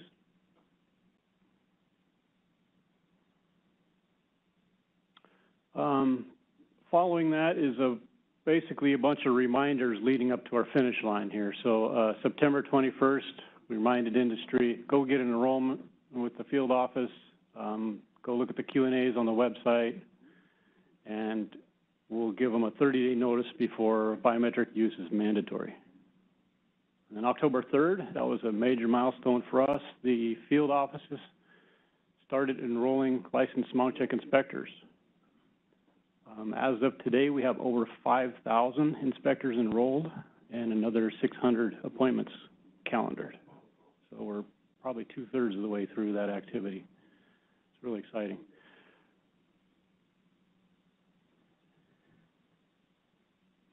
Oh, I'll save it. I'm staggered by the numbers. It wasn't that high just before I went on vacation last week, so something's really taken off. Okay, we'll hold it. Okay, I'll continue. October 17th, we'll send another reminder to get enrolled. Again, we'll give them a 30-day notice before usage is mandatory. November, this is actually incorrect. It should say December. Here, December 22 is the window we're looking to release the 22.4 BAR OS software update that will allow optional use of biometric. So anybody that's been enrolled and they have that equipment in hand, they can start using it on an optional basis. They can either use their password or scan. It's to allow a learning curve and some time to get adjustment and familiar.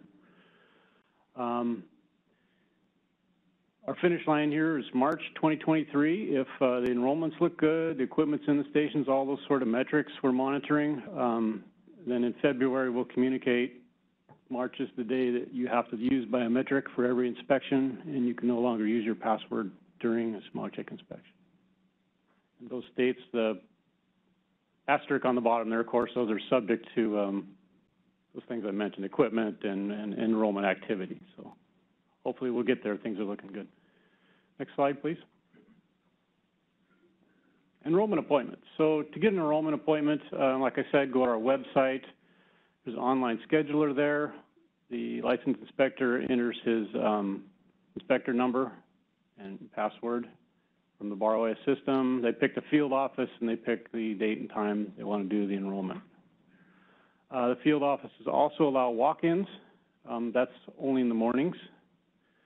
And there's also some alternate locations where there's maybe a field office that's closed. We've got some non-field offices locations that are bar-approved sites for enrollment going on as well, and they may have different hours for walk-in. I think a college there on our website had maybe all-day walk-ins, for example.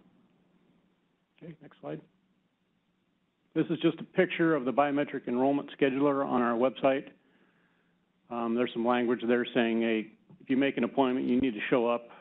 You don't get a second chance at appointment. If you need to cancel, contact the field office 24 hours or earlier in order to cancel and redo that. So they just pick a date there and then pick a 15-minute time slot. Okay. To prepare for enrollment, this is just a list. This is all in the regulation. What do you need to bring for your appointment? So I get a real ID at DMV. Bring your confirmation. So when you schedule an appointment, you get an email with a confirmation number on it. You need to bring a photo ID piece of identification, like a driver's license or passport, for example. You need a second piece of identification with your legal name and signature, such as a Social Security card or credit card. You need to bring your bar-issued inspector badge. And for convenience, during enrollment, the inspectors will present a notice of what the biometric data is collected and used for by the Bureau, and they'll be provided a consent where they have to consent to providing that palm scan data. So these documents are in regulation and they're on our website for inspectors to review ahead of time. They're also presented on screen at the time of enrollment. So this is a convenience thing here. Okay, next slide.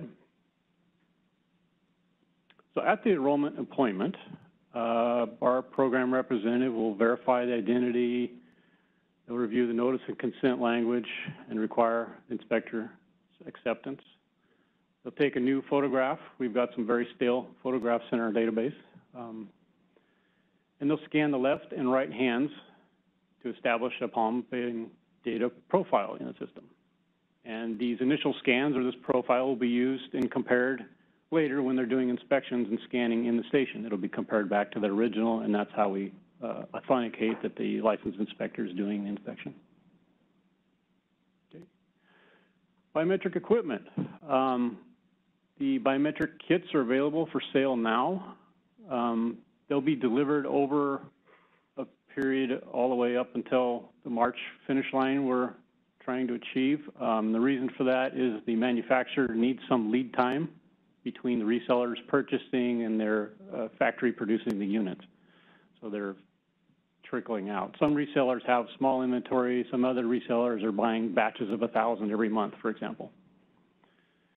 So stations can buy now, but you know, it may take a little bit of time to actually receive those products. You want to buy from a reseller. They have the correct bar kit for sale with the correct sensor that matches the model number in the 2021 smog check manual. And they also have a 2-year warranty. So they have a longer warranty than you go buy off the shelf from somebody else. The cost of the units, it varies by reseller. We don't control the cost. It's between $400 and $500 for a kit.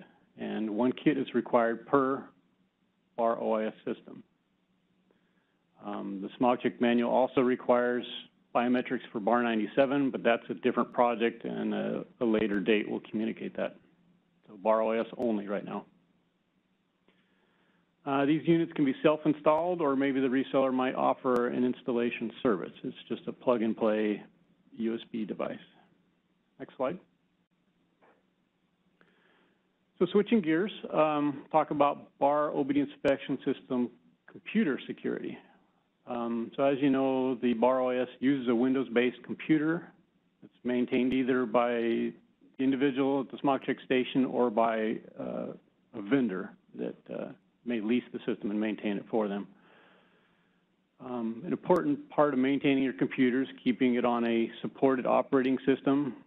And what that means is Windows 8.1, for example, is supported until January 10th of next year, and then Microsoft no longer supports that software.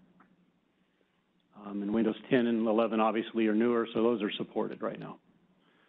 When an operating system is no longer supported or configured by the user to not receive updates, that's when it becomes a problem. The business itself may be in jeopardy of risk of security breach or malware installed on the computer, or may lose data. It may even cause downtime if that computer is hacked or affected. Okay, next slide.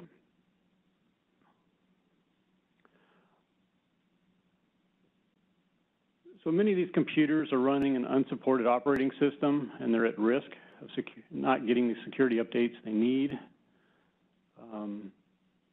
And the bigger point here is that because these systems are becoming out of support and too old, they're at risk of not running the bar OS software any longer.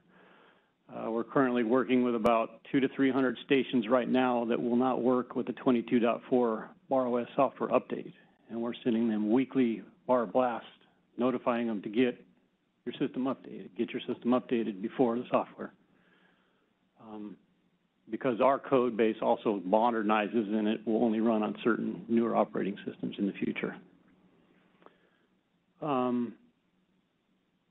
We're also working with equipment vendors. So a lot of the stations, you know, are not computer savvy. They like the assistance of a vendor to come in and do that for them. So our current vendors, equipment vendors, are visiting the stations and helping upgrade. And that's going on now for the 200 to 300 I mentioned that are in jeopardy of the December software not working.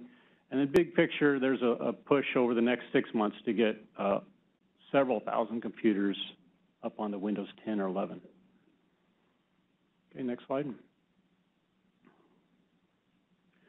Obviously, contact your vendor if you have a leased system. If you're maintaining your own computer, get it updated, arranged. There's also services you can get with PC support type services that may probably help with that.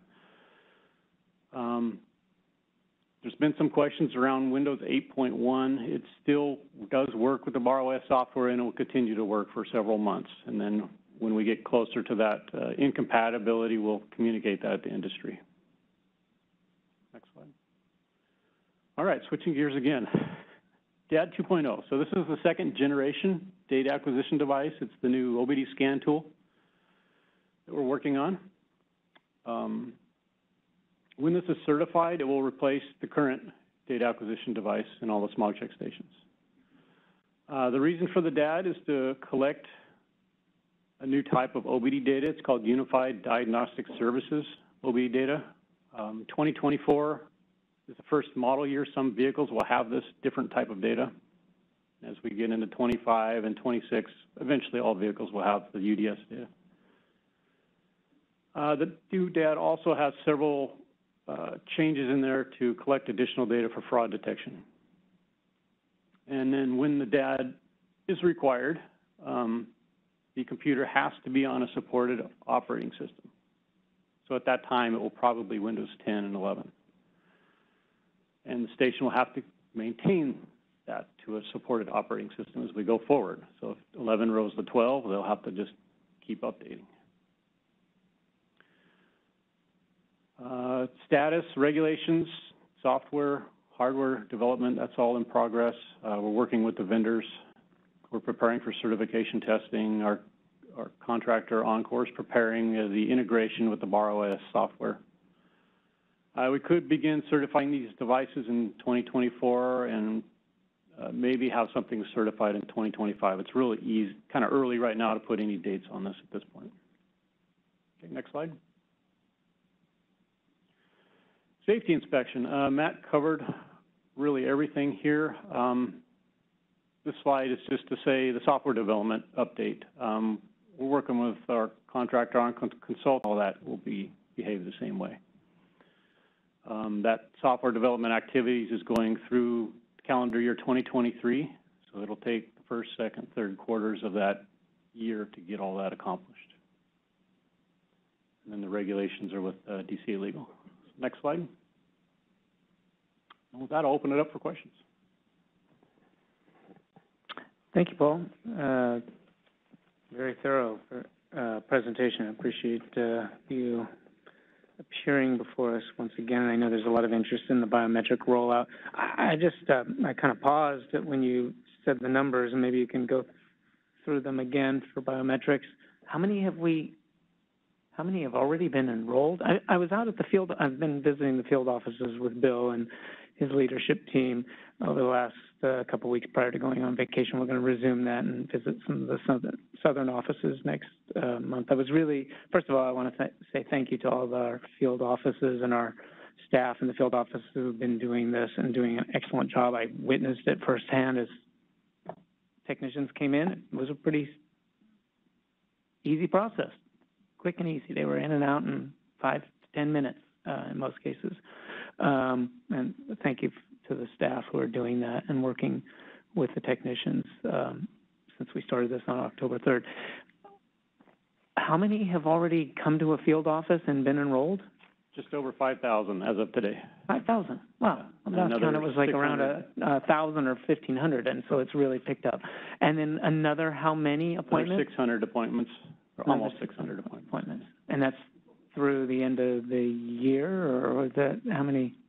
The calendar opens up only a couple weeks in advance, so I don't know exactly how far into the future that number is from. So I always thought our numbers, kind of our rough numbers for technicians was about 10,000 smog technicians. Sounds right. Maybe 8 are active. Yeah, there might be active licenses or valid licenses, but only so many are actively performing inspections. So maybe closer to like 8 or so. So really a tremendous headway in getting that done in just less than a month. Anyway, appreciate you going over those numbers for me, because I was staggered when you told me we were over 5,000 already enrolled, and that was pretty encouraging for something that we're planning to roll out next March. Anyway, I know there's a lot of questions and comments, and certainly as it relates to remote areas, I've got an email that I shared with the staff, and we prepared a response, but we can publicly respond to that as well before this body, this group. Questions, comments? Yeah, I'll start over here. Ruben. Hi, Ruben Parr with California Automotive Teachers. So from what I understand, schools will not be required to have the biometric implementation, but I asked a question at the California Automotive Teachers Conference that was not answered, is that what if a school does want to have the biometric installed? Well, we have the software and the capability to do that. If, for example, I'm the instructor, I have a license, I can go get my palm scanned. Will I be able to have that software and the biometric reader, at least so I can demonstrate to my students how they'll be using it in the field? No, it's only for licensed inspectors. It does not work for schools. I'm an inspector, yeah. Licensed inspector. Yeah.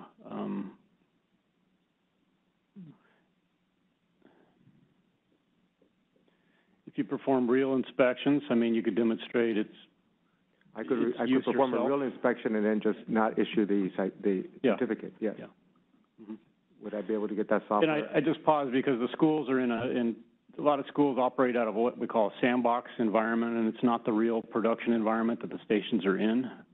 But if you're in the real production environment doing real smogs, you can do that and just not issue a certificate. But other than that, if a school, I need to answer back to the other members of California Automotive Teachers. So other schools, if they are not performing actual smogs, are not an actual smog check station, then they may not have the bioreader or participate, or the software that will activate it. That's correct. Correct? That's correct, yeah. They may not.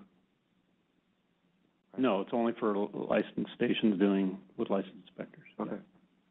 There is some desire to eventually expand the program into students and instructors and schools and all that. I mean, the idea is to cradle to grave, to track a student, you know, get them enrolled when they become a student and follow them through the educational process and through the exams and into the inspector. But that's a whole separate regulation, separate project, maybe a future thing. Okay. Thank you. Mm-hmm. All right, thank you, Ruben. We'll turn here to Mr. Gallo. Just a quick comment, and a thank you to Chief Pat DeRay, and also to you and your department and everybody involved in setting up remote locations. I mean, we had some members that are driving 2.5 hours to get to a BAR field office, taking them away from their business during busy hours, and setting up the remote sites as quickly as you guys did is very much appreciated. Thank you. Yeah, our referees, community college sites, there's some other partners we've looked at, DMV and other type of locations that have been helpful in that area. Yeah. Additional questions or comments for Paul on biometrics or any of the other parts of his presentation? Okay. How about on the WebEx? Any bar advisory group members have any questions, comments? All right, let's open it up for public comment. Bud Rice was waiting since the very beginning of this meeting for this presentation, and here he is. Bud Rice with Quality Tune-Up. Thank you. I promised myself I'd only speak 3 times, so I wanted to go the last couple times when you had guest speakers, but I waited, so thank you. A couple quick things. One of them, does the technician get a certificate of some kind once they're biometrically approved? And why I'm saying that is that you may have people that leave one place and want to get employed somewhere else, and they can demonstrate and prove that they do have their biometric registered already. So it's just a question. I mean, second thing is, I noticed your calendar for when things were going to happen. We have Opus equipment in our operation, and one of my buddies is behind me over here who's with Opus, and they are concerned about their delivery timetables, and I'm curious, you know, they're telling us it might be March before we can actually get equipment from them, but if there's no wiggle in there as to when delivery can actually occur, you could have a ton of stations that can't operate, just a ton. Okay, so that's my second question. And then the third thing is, I would imagine that this equipment is multi-tech, just like all the other stuff is, but I hadn't heard that anywhere yet, but I'm imagining that it's multi-tech. Multiple technicians can be registered in each of the devices. Yeah, good questions. So the first one, as far as a receipt at the time of enrollment, I don't believe the field offices are given any kind of a receipt. If maybe at time of hiring, a station could actually just observe the inspector do a scan at the start of an inspection, and that would be proof that they are enrolled in the system, if that's helpful. Regarding equipment, yes, it's one of our #1 concerns. We're tracking that alongside enrollment very closely. We know that Opus has got batches of 1,000 devices over November, another 1,000 December, January, February. So their scheduling is in lockstep with our mandatory date. And obviously, if there's 1,000 stations that can't get equipment, you know, we'll seriously consider that March date, and we have to push it accordingly.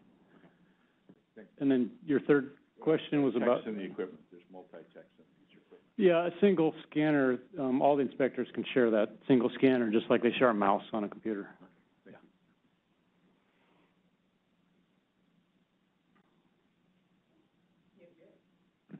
Public comment from Garrett Torgerson from our engineering and research branch. No, I'm kidding. Clarification, I'm sure. So I just I just want to be clear, there is no problem with inventory getting it by the desired date. The company has absolutely production capacity to get it done by the end of the year. The problem we're having right now is that people are not wanting to make the investment initially unless the inspectors are going to order them because they don't want to be hanging out there with that inventory. So that's why we've been sending notification to the industry, to the inspectors, order your devices, or to the stations, order your devices now, because there is no problem with getting the inventory there on time. We just need to get the pull going, and that's why we're really encouraging people to order now to ensure that when the program does start up, that people are ready to go out of the box. Because if there's a few inspectors that chose not to get, or a few stations chose not to order, and at the end of the day, they're ill-equipped to run because they didn't place an order, that's on them. So that's, I just want to be clear on that. Yeah, thanks, Garrett. All right, thank you, Garrett. Let's open it up for WebEx public comments. Moderator? And we've opened up the WebEx Q&A feature to facilitate public comment. If you've got any comments on the presentation, you can look for the question mark icon, typically in the lower right of your computer screen, or behind the 3-dot other options if you're on a mobile device. And you can also raise your hand by clicking on the hand icon. Are there any comments about the presentation?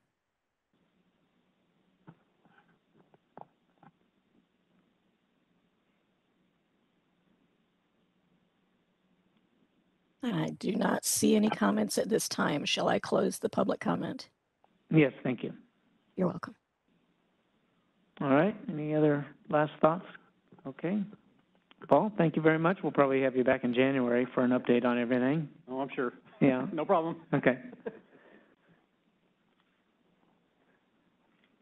We got you some extra steps. You could have just sat there, but Garrett Torgerson's going to give us a presentation on diesel readiness implementation.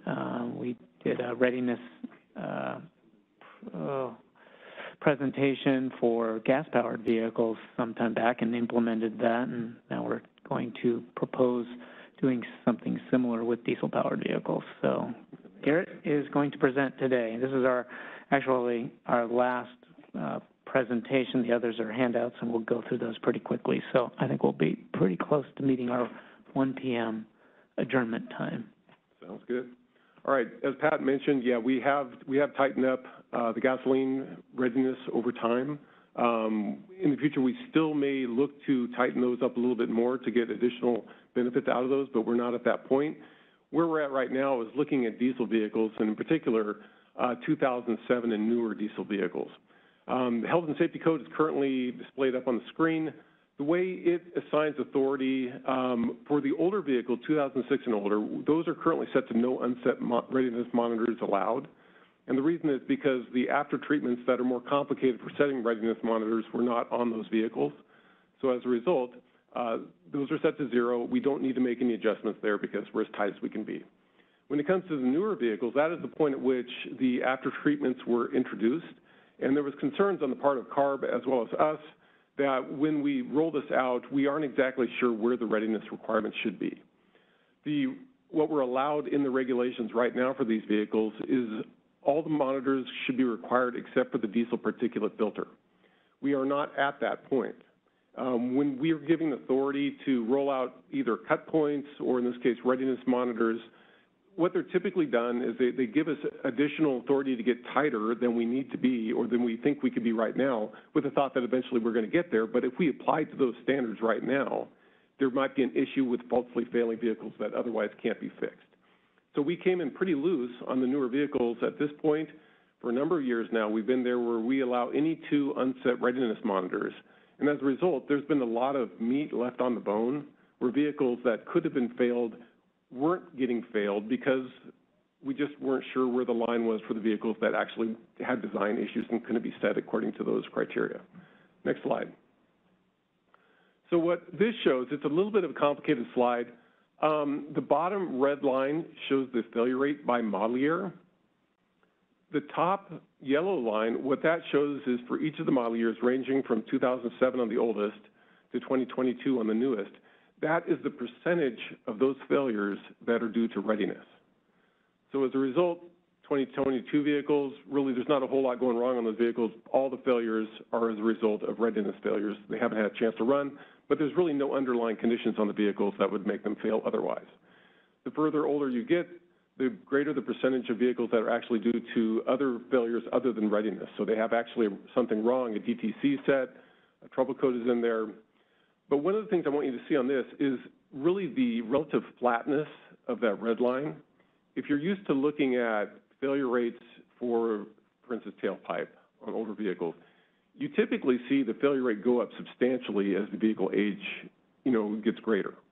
And what we're seeing here is relatively flat. So again, if you combine that with the readiness proportion of the failure rate, there is a slight slope going back in time, but there's really not a whole lot there, which suggests that, again, we're leaving a lot of meat on the bone for this chart. Next slide. So what we're proposing for new readiness criteria, when we undertake this, we really do a lot of data analysis trying to understand where the problem vehicles are, what is realistic to expect from these vehicles. We work in close concert with CARB while reviewing this data and this analysis. And so what we're proposing at this point is that vehicles are only going to be allowed the particulate filter system and or the non-methane hydrocarbon are allowed to be incomplete. And so the non-methane hydrocarbon is going to include both the diesel oxidation cat as well as the SCR. I'm sorry, go back for a sec. Thank you. The anticipated readiness failure rate using this, and so this is a little bit complicated to explain. It's 4% is what we're anticipating with vehicles that have driven at least 15 warm-ups and 200 miles. Now with readiness, it's kind of like playing limbo. So when people are playing the game of limbo, typically they're not coming well underneath the bar. They're typically coming right at the bar. They're just scooting right underneath it because they know where the bar is. That's the same thing with readiness monitors. So a lot of times, if you have a vehicle that's going to fail a smog check inspection and you want to see if you can get it to pass without actually doing the necessary repairs, you'd reset the computer. And then you see if you can get it set just enough to pass before the offending monitor that would have identified an actual underlying problem is identified, and then you could not have to do the repairs. And so a lot of that goes on with OBD, and that's the point, that's the reason for which we are actually lowering the readiness requirements to ensure that vehicles that are actually broken are getting fixed. But the problem with that is when we look at test data and we say, what can these vehicles be set to, it complicates the whole picture. Because all of a sudden, there's a whole bunch of vehicles right now, if we look at the data, that are coming in with 2 unset readiness monitors, when in fact, they could actually be driven down a fair amount if they run a longer time. And so two of the data fields that are given to us in OBD is the number of warm-ups since the last reset and the number of miles driven. So when we look at those criteria and we say, all right, 15 warm-ups and 200 miles, that's a reasonable limit. It's the limit we use with our permanent diagnostic trouble codes in order to allow people to get through if they can't clear those.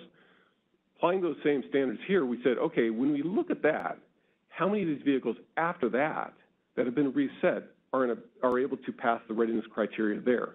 And if we see specific vehicles that can't pass them, then we know we have a problematic vehicle that we need to address. When we see vehicles like that, then we actually work through CARB, with CARB to look at those vehicles, and then we figure out a process for either giving them a special dispensation where they'd be given more lenient standards, and that's typically accompanied by CARB actually working with the manufacturer and saying, hey, you got a problem here. Like, for instance, when we tightened gasoline standards, there was a particular ban by a certain manufacturer that when all of a sudden they were held accountable to the EGR monitor, 95% of them were failing readiness, and no amount of driving would fix that. It was never identified because the criteria weren't tight enough to see that, but when we saw that, we contacted CARB. CARB worked with the manufacturer. 2 months later, the problem's fixed. They've released a new software update for those computers. Next slide.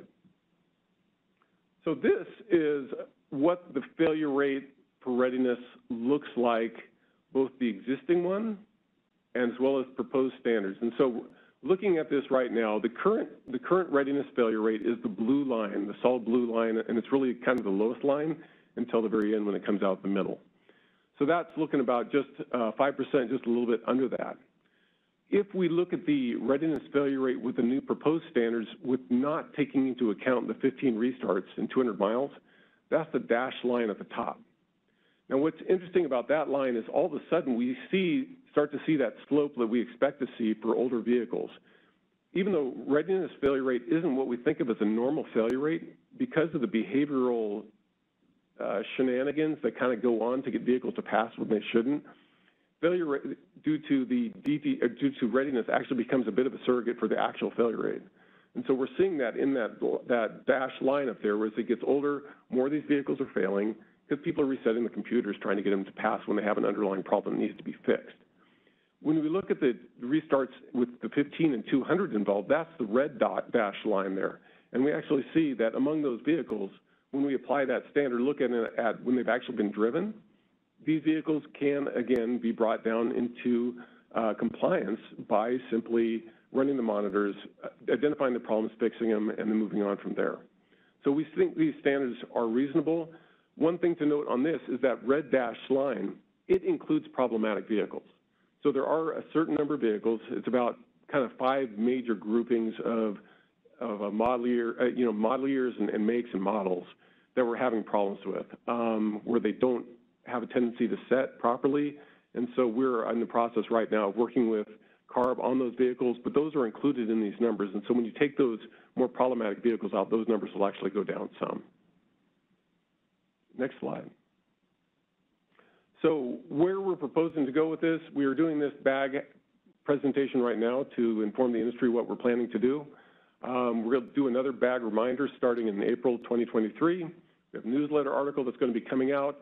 And getting close to the actual rollout date, we'll have ET blasts going out to the industry so they're aware of what we're planning to do. And then we'll be putting on announcements on the BAR website as well. We're planning to roll out at this point in July of 2023. And I think that is it. I'll take any questions. I do not, but thank you very much, Garrett. I'm going to let others ask the questions or make comments. Anything here? No, not before the group here. How about on the WebEx? Any BAR advisory group members have questions or comments? No? Public comment? You only get 3.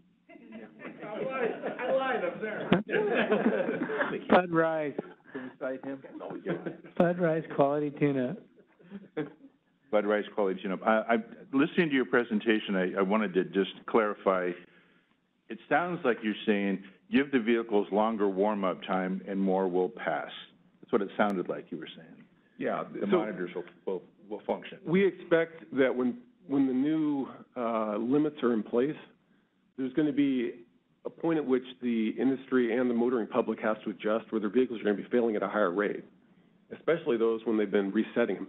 Right now, just to be clear, nearly 80% of the vehicles will pass with absolutely no unset readiness monitors right now. So really, we're dealing with the kind of the gaming crowd in this for the most part. There is a few problematic vehicles. But yeah, while this adjustment is going on, people are going to be failing these vehicles at a higher rate, and then they're going to relearn, just like they do with every other change in readiness requirements.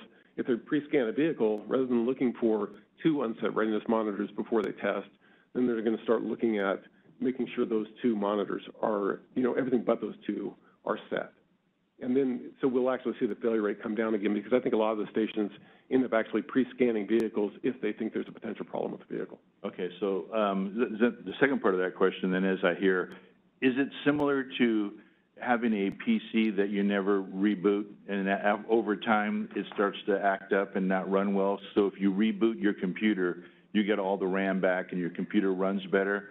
Are you suggesting that the monitor should be reset and then give them time to warm up? Or are you saying no, the vehicle, we want the vehicle tested as is. As is. Mm-hmm. Yeah, so, and like I said, normally vehicles are that way for most of the vehicles in the fleet.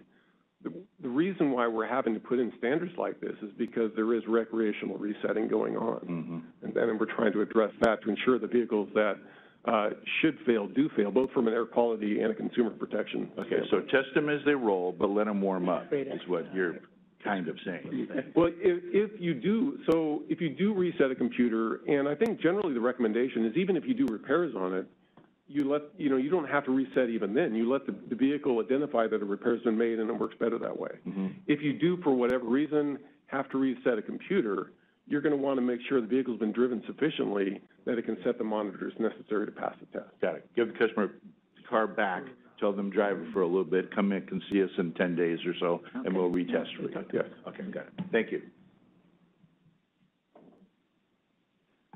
Thank you. Moderator, let's open it up for public comment from the WebEx participants. Certainly. We've opened up the Q&A feature of WebEx to facilitate public comment. If you'd like to make a comment, you can look for the question mark icon, click that, type the word comment in the text box and click send, or you may raise your hand by clicking on the hand icon. Are there any comments on the diesel presentation?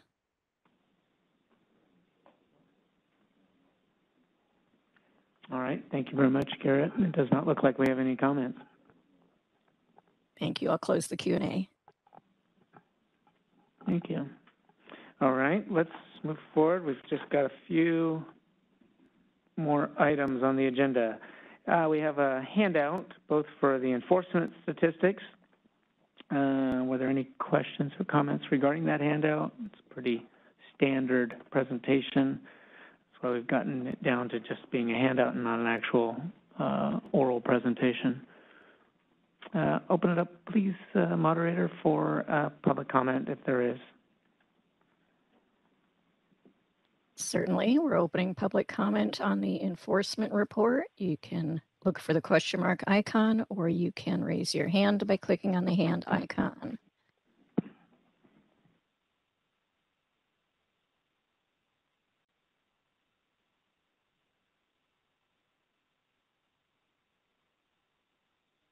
And I do not see any requests for public comment. Shall I close that up? Oh, please do so. Thank you. You're welcome. Okay, similarly, we have a handout on licensing statistics from our licensing program. Any questions or comments from the Bar Advisory Group? No? It's a pretty standard presentation. Just want to make sure that information is available on a quarterly basis for all. It's also information that's up on the department's website in various forms. Please open it up, moderator, for public comment. And we've opened a Q&A for comment on the licensing report. And you may also raise your hand by clicking on the hand icon.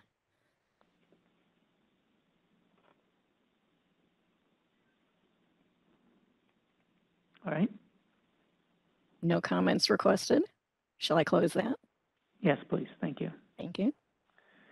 Agenda item number 11, public comment on any items that were not on today's agenda. Any comments from the Bar Advisory Group? Anyone? Bud Rice, are you serious? Okay, yes. I thought he was joking me. My promise. No, no, never say that. Last time. Just three quick things. I wanted to cut down on how many times I was up in front of you here, but it didn't work out as well as I thought it would. I did want to make the comment about Rob Wright, and I was very encouraged by how the attitude was in terms of BAR trying to figure out how to help stations that have POS systems that don't work correctly, and trying to figure out a way to help those shops get along and make some modifications, that kind of thing. So the fact that there was some movement on BAR's side of trying to help shops, I just wanted to acknowledge that. Second thing, in terms of the sunset review thing, I've always thought, you guys are part of the Department of Consumer Affairs, and sometimes, especially in the past, there's been an emphasis on protecting the consumer at all costs and whatever it took. And sometimes that's not fair, okay? And in many cases, I look at the bar as someone who should call balls and strikes. That's what you should be doing, calling balls and strikes. And sometimes the shops have messed up. They've done something wrong. And in that case, I think you got to ride that pony all the way to the end and see if you can't help the shop learn what they did wrong and how they can do better, but also to help the consumer get whole again. Sometimes the consumer's not right. And sometimes I think BAR ought to step up and say that as well. And not say something like, well, we couldn't help you on this, but if you want to take these guys to small claims court, go ahead. You shouldn't be saying that. It's like, you know, in this case, these guys did something, I'm going to help you with that. In these cases, they didn't do anything wrong, Mr. Customer, and I think they gave you a fair shot. And stop talking. Just leave it at that. Okay. So that's the second thing. And the last thing is, I was in front of you guys last time talking about Charlie Peters, and we ended up losing him in July. So I just wanted to say that as well. Thank you. John. I want to echo Bud's comments on the work that Rob Wright did, and appreciate the chief putting that on the agenda and assigning somebody to work on it, because I think we had great conversations on it, and it was evident today in his presentation. Also, the issue of sunset review. I mentioned earlier, we've been involved in the sunset review of BAR since 1996, really, but I think of how far we have come, and I look forward to being able to work with Jack and others for the sunset review hearings that will take place, because I think we have a lot of success to share. And I think we've done a lot of things that keep in balance what I've said all along. If we create an environment where all the stakeholders win, then we've done a great job. And I think we've done that with BAR, we've done that with the consumer, and we've done it with the automotive repair industry. We do have the 2 new bills on catalytic converters. That problem is not going away.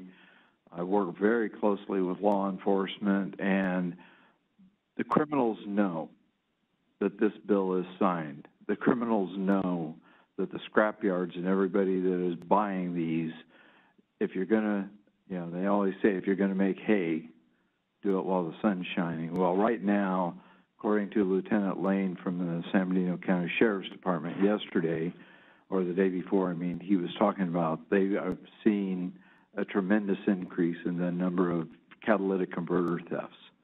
And I think the criminals are realizing if scrapyards are going to be held to this new law, they won't be able to take these catalytic converters after it goes into effect in January. The point in all of that is, on the other side of it, we understand from our members, we have catalytic converters coming into California that are not legal. They are not CARB approved, ARB approved. You can buy them for $500. And what consumers aren't realizing is they think they've saved money, and then the next time that vehicle gets smog checked and it fails because it doesn't have the proper catalytic converter, we as a repair industry are going to suffer on the repair side of that, because all of a sudden they're going to be coming into our facilities mad because they bought these things and we're failing them. And so if the BAR can do any type of public service announcement, you guys have been great getting the word out on Facebook and others when you have these types of trends going on. A lot of our members right now are volunteering their racks and their services with law enforcement and offering what they call etch and catch events. I know that we have a lot of our members that have signed up with local PDs to do those. In some cases, they're doing somewhere in the neighborhood of 30 catalytic converters in 2 hours, and they have so many consumers signed up to do it. That point being said, I know there were a lot of language in the 12 bills that Jack and all of us worked this year. We anticipate more catalytic converter bills coming back next year.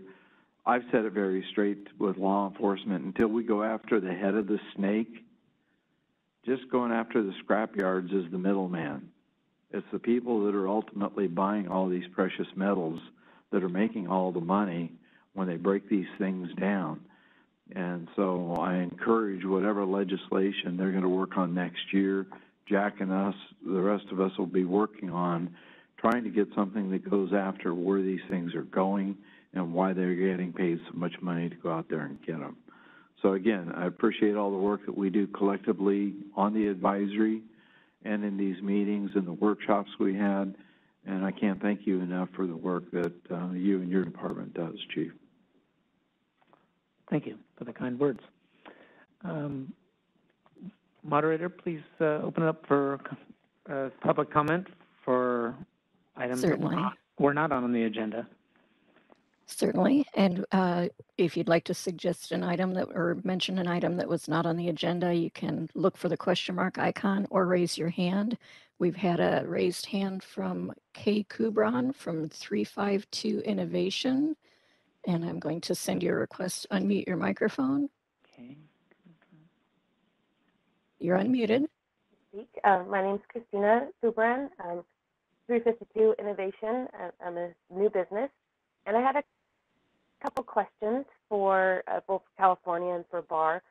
With some of the OEMs like Cummins and Porsche coming out with brand new engine designs where they use hydrogen as a combustible fuel, H2 ICE. I was wondering if, because there's a small window in which it makes zero emissions, but there's a window where if it runs a little too rich, it'll produce NOx. So I was wondering if California or BAR was going to modify the smog program to address that and potentially address the California emissions compliance aftermarket part, like when that ultimately kind of catches up.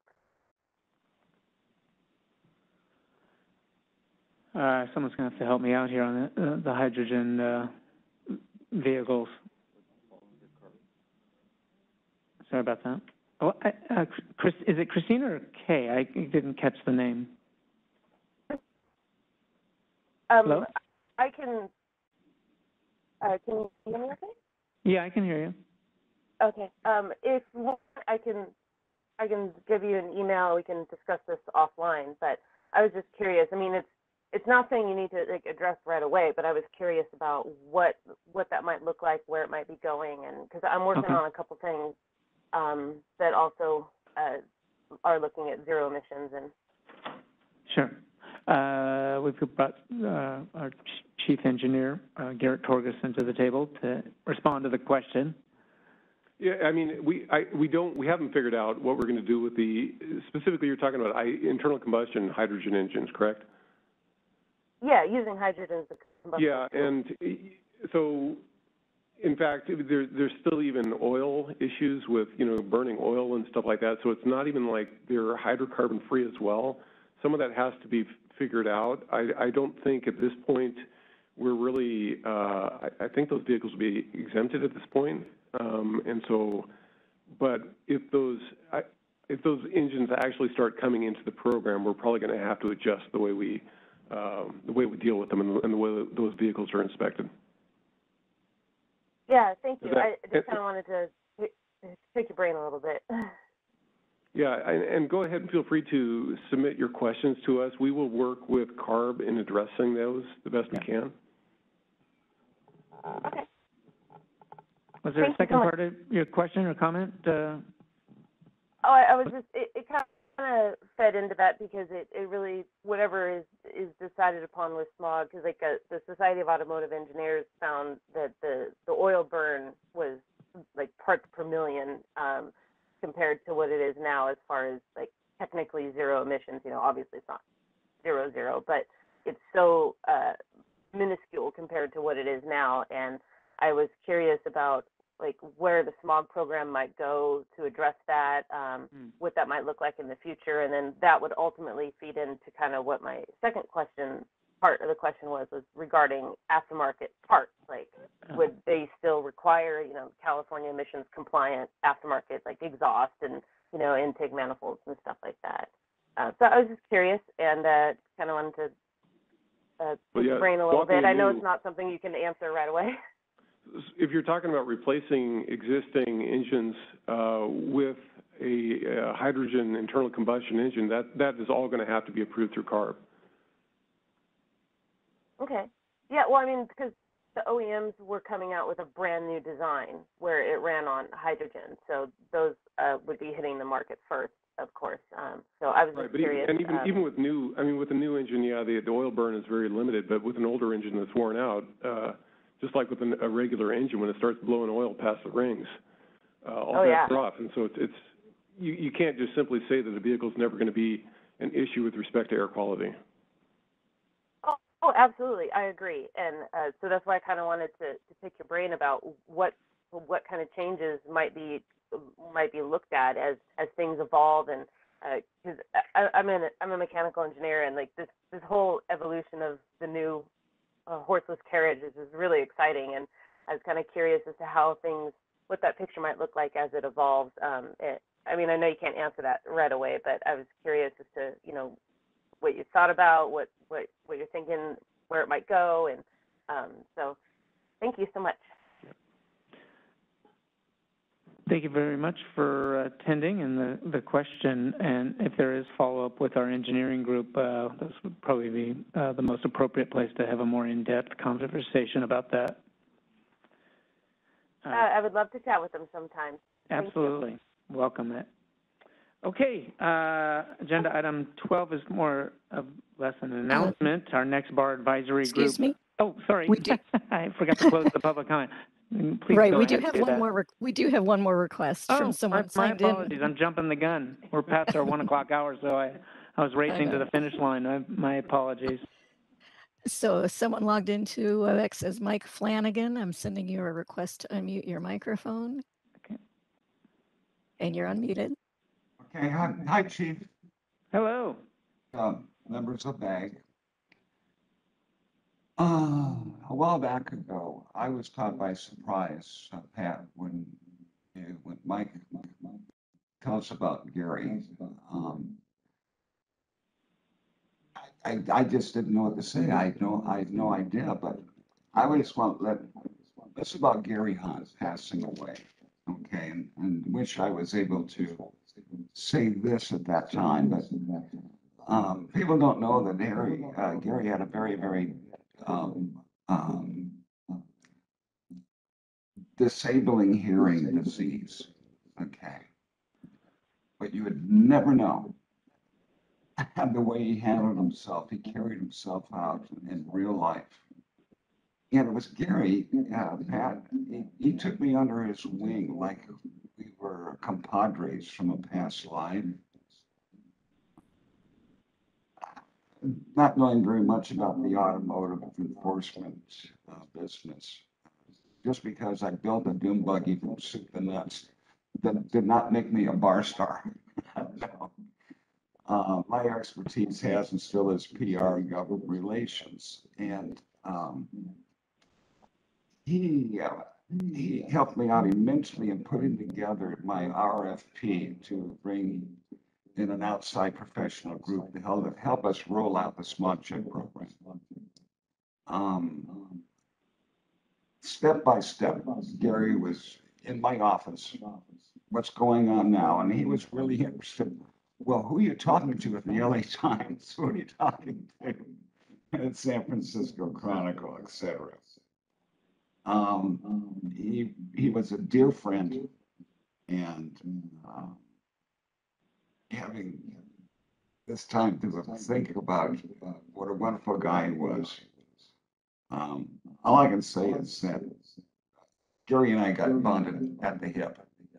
Lovely guy, and I miss him, as we all should. Thanks, Pat. Thank you, Mike, for sharing those sentiments. I did want to make mention that since you brought it up, while I was away on vacation this last week, Gary's wife, Carol, reached out to me and said that there would be a memorial this coming Sunday, and if you are interested in learning more about the details of that, please contact me and I'll share the information with you. You bet. Please, if you haven't heard Mike, please, you and I should have a conversation afterwards, and we will do so to give you that information about the event. Next, okay, now we can close. I'm sorry, moderator. Thank you.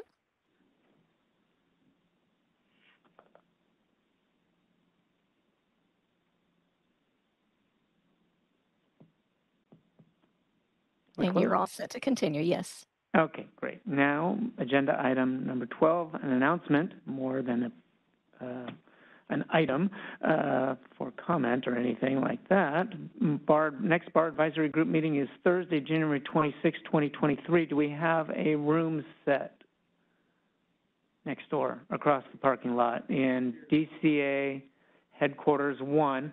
That is never definitive. Sometimes we get bumped by the department and some other activities that happen and get moved back to this room, but it'll be posted at some point as we get closer to that meeting date. The other meeting dates, so you can at least put them in your calendar with the rooms not yet having been determined. January 26th is our next one. This is the 2023 meeting schedule. April 20th, July 20th, and October 19th. Are those all Thursdays? We try to do it on a Thursday. All Thursdays, okay. And they're all going to be at DCA HQ1 until further notice. I'll repeat them once again. January 26th, April 20th, July 20th, and October 19th. Yeah, and the entire calendar will be posted soon. All right. Any questions or comments about that? Okay, please feel free, as John and others do, to offer up agenda topics for a future advisory group meeting. If we can get to it in January, we will. If not, we'll get to it as soon as we can when the agenda permits. But that should do it. I will call an adjournment to this meeting. I'm apologizing that we ran over. We are scheduled till 1 or until close of business, and until close of business means 1:20 p.m. today. Thank you, and have a great day. Have a great holiday season. I can't even believe I'm saying that in October, but I am. We'll see you in January. Thank you all.